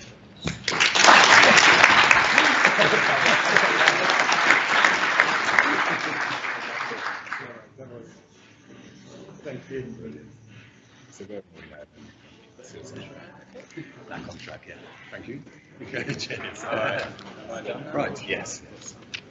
So, on to our next category, please.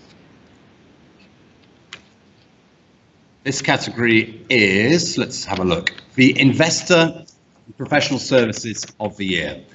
Now, no industry can survive without capital, and we've seen an influx over the past couple of years with some very interesting merger activity, and we have also professional services in this category as well.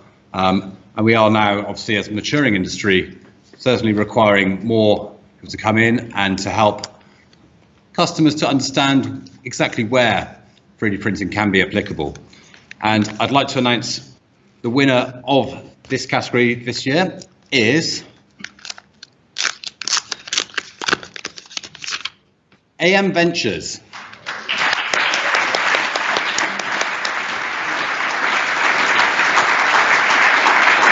And to collect the award, we have Arnold Held, who is Chief Venture Officer at AM Ventures Holding.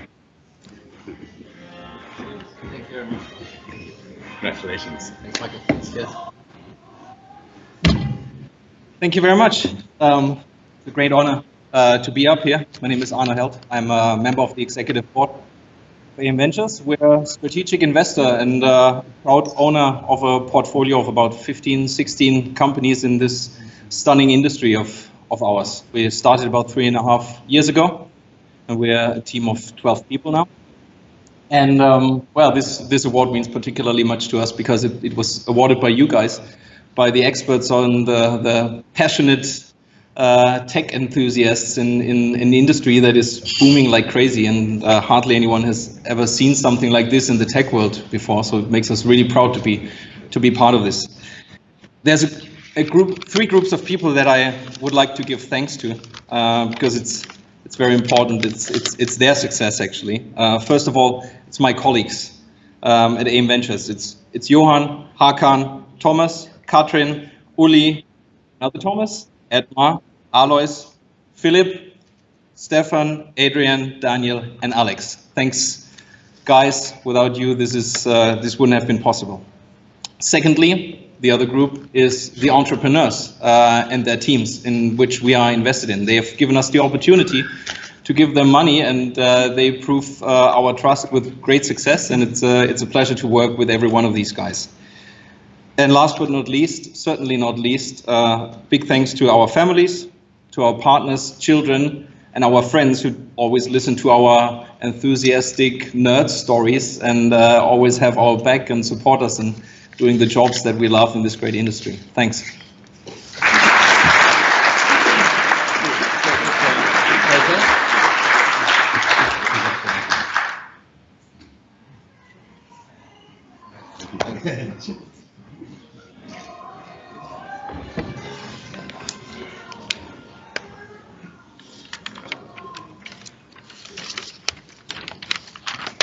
Okay, on to the next category.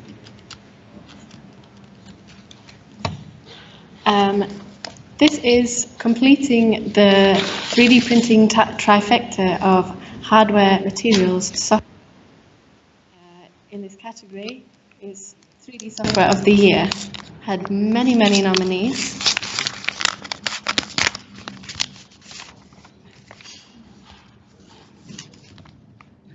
As you can see here, all across the board, with different specialisms for different applications.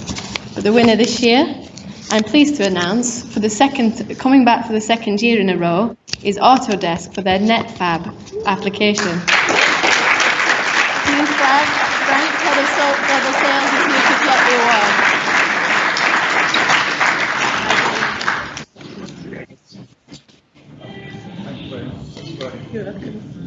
Michael.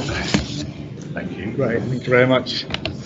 Wow, guys, good evening. And on behalf of Autodesk, I'm absolutely honoured to be awarded Software of the Year. And thank you very much to 3D print industry and their readers and our customers.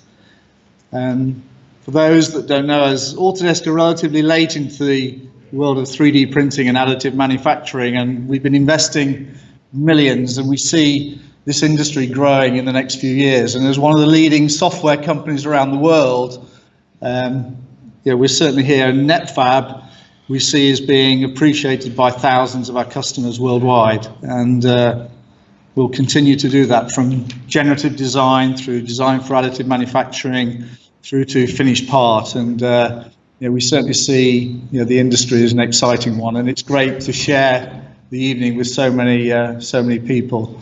So once again, thank you very much for the award, and look forward to sharing a drink with you later on tonight. Thank you.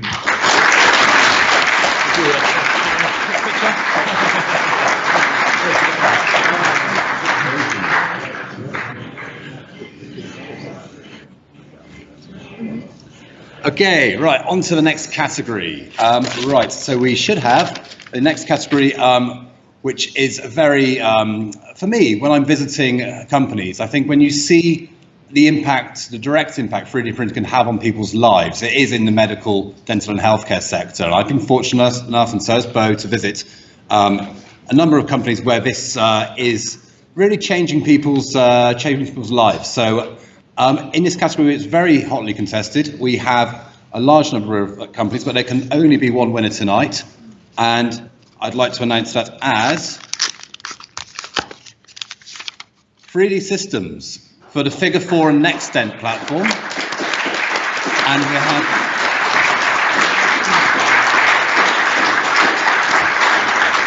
Rick Jacobs to collect the award. Thank you. Thank you. Wow.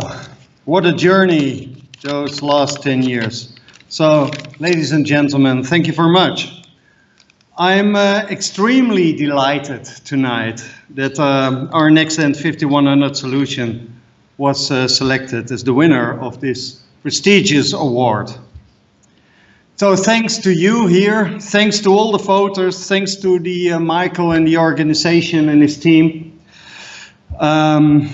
showing their confidence in this unique dental healthcare application. The combination of 3D Systems Figure 4 technology, which was invented by our renewed founder, Chuck Hull, and NextDent's portfolio of all these unique biocompatible materials, enable us finally to redefine digital dentistry. Changing the healthcare dental market by taking the lead in innovative, durable solutions to improve oral care. That's my mission. And this results in creating additional value for patients, oral care professionals, business partners, my employees, and finally the society as a whole. Thanks to my family, my friends, my colleagues from all over the world for their efforts to create this award-winning solution, and a special thank to the 3D Systems CEO, Vyamas Joshi, for his continuous support to accomplish my mission. Thank you.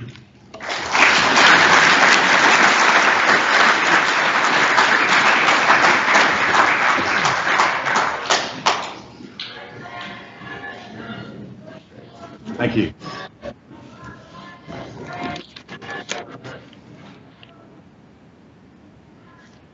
Okay.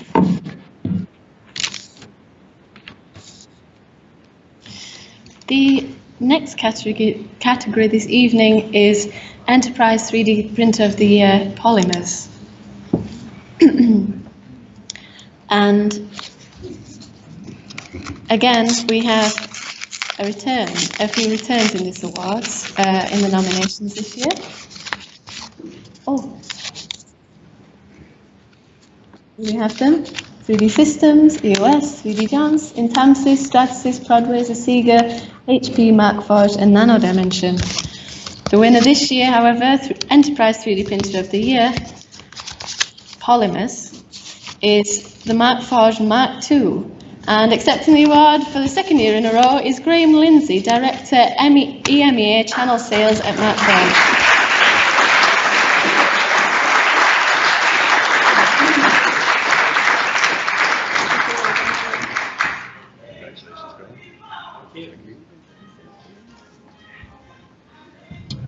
So there's a few people repeating themselves, came last year and come this year and collect the same awards. It's absolutely brilliant. Everybody spoke about how the industry is expanding and how we're going great places, and I think that's true for everyone in this room. The companies are expanding and there's much more applications being found. Just something I was thinking about when people were talking about this and the expansion. Last year when I stood up here and accepted the same reward, we had 2 people working in Europe as part of Markforged. Today we have 5 and we're about to bring in the 6th. So I think that in itself just speaks for the way this industry is growing. I can say as well, it's the same in headquarters. It's about the same ratio that we're expanding by. So I'd like to thank everybody for voting for us. And I'm actually in Boston next week, and I'm sure they'll be glad to receive the award back there. Thank you.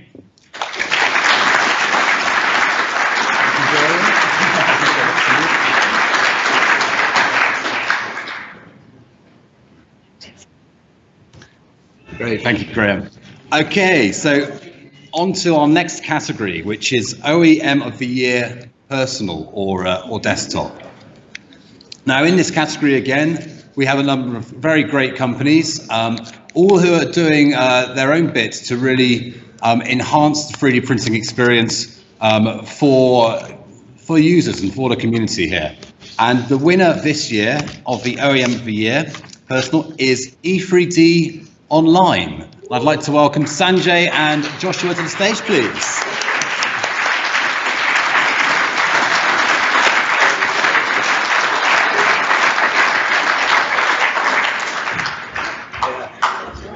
Thank you very much. It's beautiful. Awesome. Delighted to see Look you at again. lens right. Yeah, absolutely. All good. Good evening, everybody. I guess the first people to really thank here are the voters. Claire, the lady who's heading up our marketing department, is just walking through the There door she now. is. Say hi to Claire, Claire. thank you very much for... Yeah, so the first people are... Yeah, so very big thank you to the voters, of course. The second people in line are, of course, the engineers who helped us develop the innovative products which we're selling, which are what draws our OEMs in. And then, of course, there's the OEMs themselves, which Sanjay will mention in a minute. And then there's all of our support staff, all the shipping team, everyone that manages to get our orders mostly out on time. Yeah, really big thanks has to go to our customers and community overall. They are the people that make us who we are. They're what drive us to do these crazy things like tool changing 3D printers and crazy extrusion systems. But most of all, we have to thank for most of our growth comes from new 3D printer companies adopting our equipment. We make print heads, in case you don't know. And so we manufacture thousands and thousands of print heads a month and ship them out all over the world to guys like Joe, people at BCM 3D. And it's fantastic to bring these people on board and to be able to be there behind them as they're innovating, pushing us to innovate as well. So it's been an absolutely fantastic ride with us for all of our customers, both from the personal maker that's building their own 3D printer right up to the printer manufacturer that is manufacturing thousands of 3D printers a month. So thank you very much. Thank you.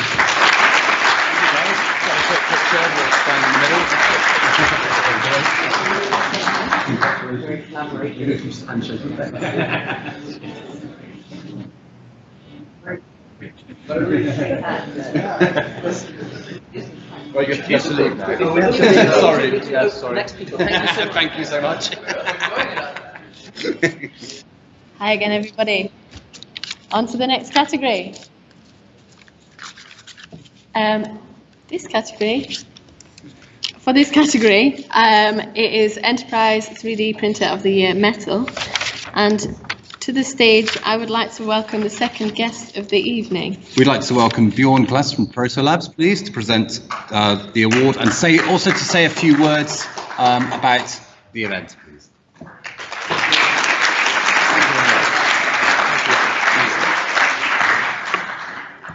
Thanks for the kind introduction. I'm really pleased to be here, and on behalf of Proto Labs, I would like to extend a warm welcome to this special evening here. As we are celebrating printing achievements and the bright future of a revolutionary technology which we are facing. Everyone here in some way represents represents how 3D printing is advancing. Even the past year have been some significant new milestones, fantastic innovations, and noticeable achievements. Collectively, we are making a statement that 3D printing is getting bigger, and quite literally, with an expanding array of materials and applications and technologies, we see that every day. Occasions such as this also provide us all with an opportunity to share experience, tell our story, and build our appreciation of what previously was impossible, which is now possible and viable. This evening, not only is Proto Labs proud to be the sponsor of the evening, but the award, designed by Shruti Venkatesh, I hope I made that right, have been 3D printed in our facility. And you saw them already here on stage. I think they are beautiful, to say the least. It is somewhat unusual for a sponsor to do some showcasing work on top of traditional sponsoring duties, but on this occasion, it's been an absolute pleasure to do that. And you saw that, as I said earlier, it's absolutely phenomenal. For the moment, I would like to indulge briefly about where things are, as I see them personally. Clearly, 3D printing and additive manufacturing is growing in size and significance for many industries. In contribution to support innovators, designers, and manufacturers, it's an unstoppable force. Even more so given the growing pressure to bring new products to market as quickly as possible. It's great that 3D printing is approaching and in parts exceeding mainstream manufacturing capabilities, and you probably all have seen some of them. In place with other established processes, it's being secured, and it allows for the next level of functionalities and freedom of design, which are unheard of so far. Prototyping is, as you know, the cradle of our company, of Proto Labs, where we are sponsoring today. And we are now looking beyond building prototypes into manufacturing, low-volume manufacturing products. And yes, we are capable to deliver prototypes very fast, within a day or two after receiving an order. And we are combining this element of unprecedented speed now with partnering with our customers to better support new product transition and the volume and go to volume production. That might mean delivering low volume production runs using 3D printing and other technologies. I consider everybody represented in this room, which we see here, who has pushed the boundaries of 3D printing, is a winner and should be congratulated and awarded. However, tonight it's about recognizing the very best, the best of the best, and achieving and inspiring us to go to the next level. So in wrapping up my 3D printer story, raising the bar of this fantastic technology is an exciting, challenging, and rewarding process. And I wish you continued success in doing so. So finally, it gives me enormous pleasure to present the award, Enterprise 3D Printer Medal. Yes. And I do have is it here? Is that the envelope? The envelope is on the screen. This one. All right. Okay. Sorry. So I would like to present to Tuna Tran-Phan, the VP and Global Sales of Desktop Metal for Desktop Metal Studio Systems.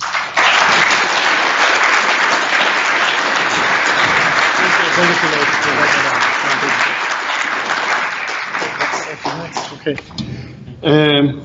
I almost was an employee of GE, but I left Arkham 6 days before the announcement, so just a side joke. First of all, I am very honored to accept this award on behalf of my 250 colleagues in Boston. And first of all, thanks to all the voters for your support. I think in many ways, we believe that what plastic 3D printing has done for the industry the last 30 years for rapid prototyping, rapid tooling, we strongly believe that metals would do the same for rapid manufacturing in the many, many years to come. So together with my 250 colleagues, in some way we're preparing a treat for you. You might call it a 3-meal course. So the studio is our way of helping the industry to grow, to create a new category of affordable, easy to use enterprise metal 3D printer. Here in the UK, below 150,000 pounds.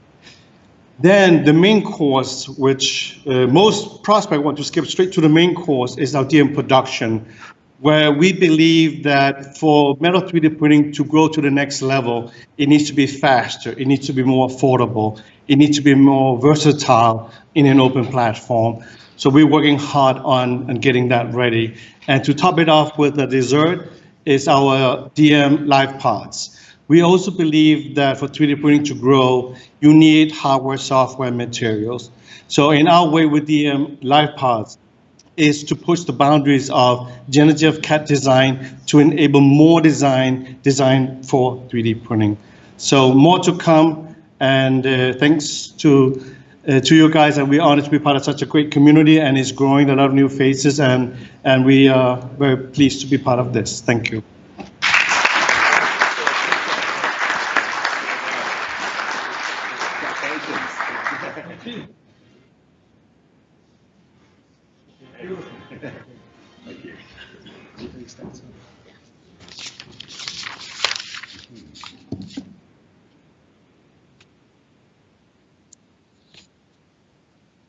Among the nominations, Startup of the Year is always a very popular category, highlighting the passion and innovation in our growing industry. As you can see on the next slide, we have had many nominees in this category, including AstroPrint 3Your Pollen AM, Additive Manufacturing Technologies, X3, Glaze Prosthetics, Aeon 3D Dimension, Frustum, and Wave. However, there has to be one winner. And the winner of Startup of the Year 2018 is Additive Manufacturing Technologies. Joseph Crabtree is here as CEO of AMT to accept the award. Congratulations. Thank you very much. Good evening, everyone. It's an absolute honour to accept this award on behalf of Additive Manufacturing Technologies. Thank you to Michael and the team for organising this, and thank you to all of those who voted for us. For those of you who don't actually know what we do, we're actually involved in the post-processing space. So we concentrate on that dirty little secret of 3D printing, the finishing bit at the end that no one wants to do. So our first technology, Post-Pro 3D, is an automated smoothing solution for thermoplastic polymer parts, and that's out now. And we're doing a whole bunch of really exciting stuff in the colouring space, in the automated metrology space, and really importantly, the depowdering space. So the last 12 months for us as a startup has been a complete roller coaster rise. And I can't say too much now, but just keep an eye on us on the next 12 months because we've got some really exciting announcements coming up soon. So thank you all again. Have a good evening.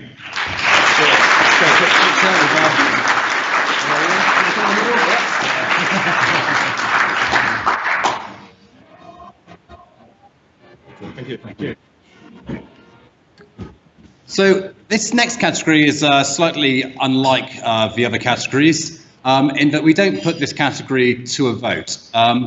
Rather, during our nomination phase, we look for any trends, we look to see if a particular name stands out. And this year, one name did indeed stand out in the outstanding contribution to 3D printing. I'm sure you're going to know the winner of this category. If I tell you he's the CEO of a company with more than 25 years experience, well, here we go. I'd like to welcome Fried van Kreen, please, CEO and founder of Materialise, to the stage to accept the award.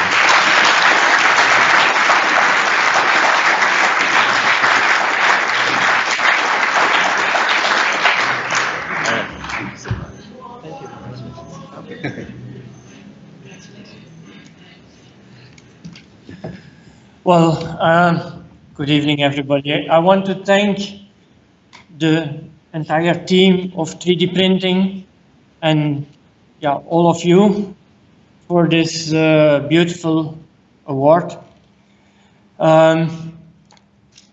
It's on one hand a beautiful gift, on the other hand it's making you feel old. And I'm proud to accept this award, but I truly want to do it on behalf of our 1,900 collaborators at Materialise, who do all the work for me to earn this award. Materialise is trying already 28 years to really develop the applications of 3D printing. Because there is so much invested in the development of the technologies, while we believe that the development of the applications, and that often means translation of the applications through software to the printers, is still underestimated. I know this is a day where we all celebrate how fantastic we are doing, but allow me to say that unfortunately 3D printing is a slow revolution. And I think I have the right to say so, yeah? Because, well, I've been in this from the very early days when the first announcements of 3D systems and 3D printers in 1988 have been made. Yeah? And we are doing a great job. If you know that the internet was invented after 3D printing, yeah, you see some perspectives, yeah. And the reason, in my opinion, is because we could do more for the applications. Because we could do more to educate and market what life-saving applications 3D printing is bringing. How much it's contributing to the reduction of CO2 in the atmosphere. How much we are doing by influencing all of the mechanical products around the world, by making them better and by contributing to a healthier world. And that has been the mission from Materialise since the early beginning, and I hope you want to all share it with us. Thank you very much.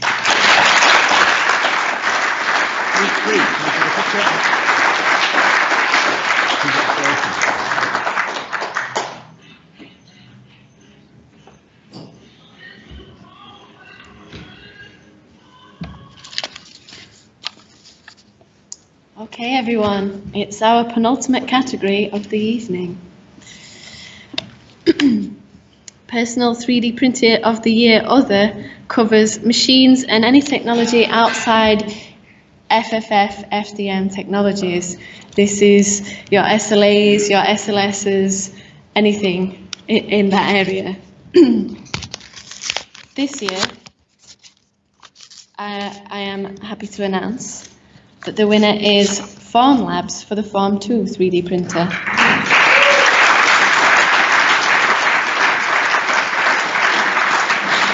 And Jimmy Littman, Country Manager for UK and Ireland, is here to accept the award.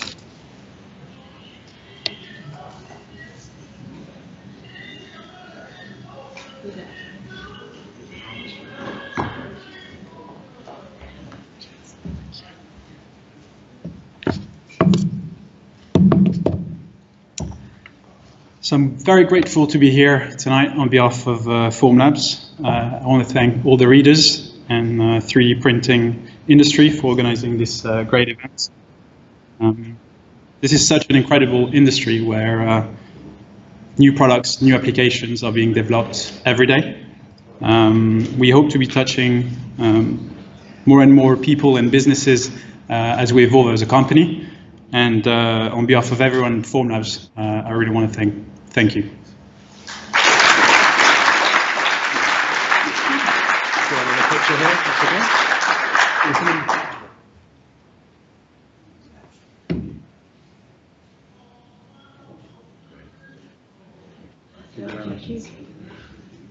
Okay, so our last award of the evening, which I'm not going to present myself. I'd like to invite Dr. Adrian Bowyer to the stage, please. I think it's very fitting that Dr. Bowyer presents this award, which is for the personal 3D Printer of the Year. Yes, we do have FFF rather than FDM, so Here we go. the stage is yours. Okay, thank you, Mike. Better speak somewhere near a microphone. Thank you, Michael. I shall try and undo the. Do we have a slide of nominees, or do I go straight to the nominees? Yes. Oh, here we go.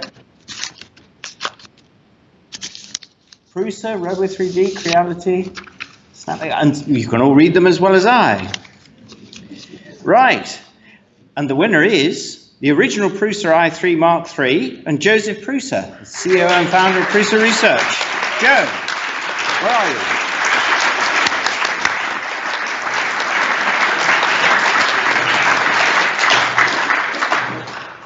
Congratulations, Joe, richly deserved. Thank you. The microphone is yours. Wow, I tried to prepare a speech, but now I'm starstruck. So I'm just very happy that printer, which is open source and actually self-replicate itself, which is the main idea of the RepRap project, and I hope it makes Adrian proud, can win such an award. So thank you everyone for this, and let's print more printers.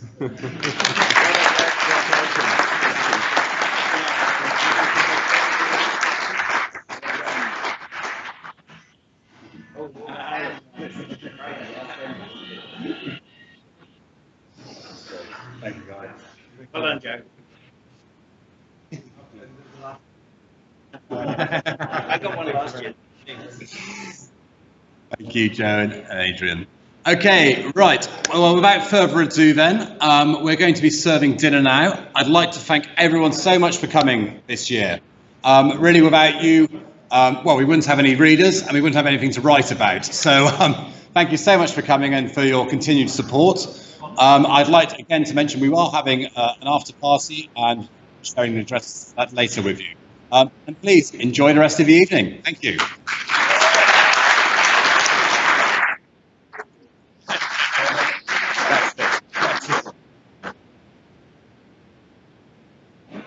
All right. I think they're about wrapping it up.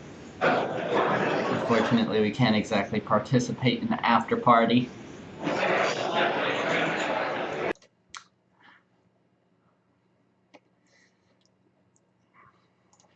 We can maybe keep them on screen here just in case something crazy happens. But hey, there it was.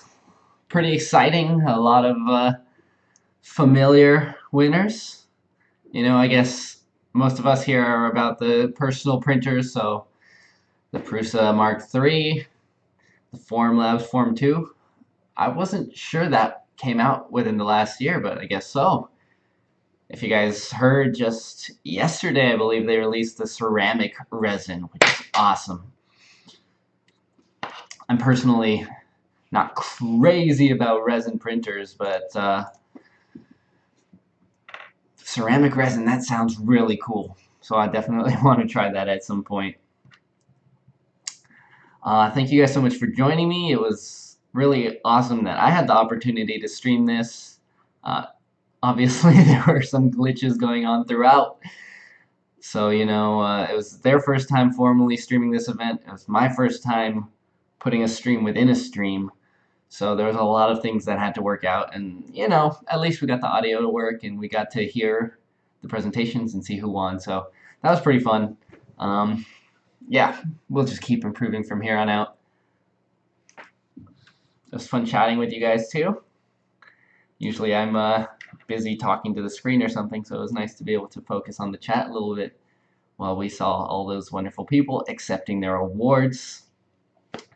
And yeah, I'm just about to wrap it up right now.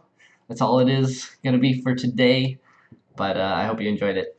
And I definitely plan on having another stream soon, although I've got a few events coming up, so that I might not be able to arrange it this weekend, but there's definitely plenty of ideas that I want to get to, as always. But I've also got some videos prepared. Yeah, I've already got the next couple videos out, just waiting to be released, and I'm pretty excited about them, so look forward to those. Alright, cool. I will see you guys down the road. Stay inspired.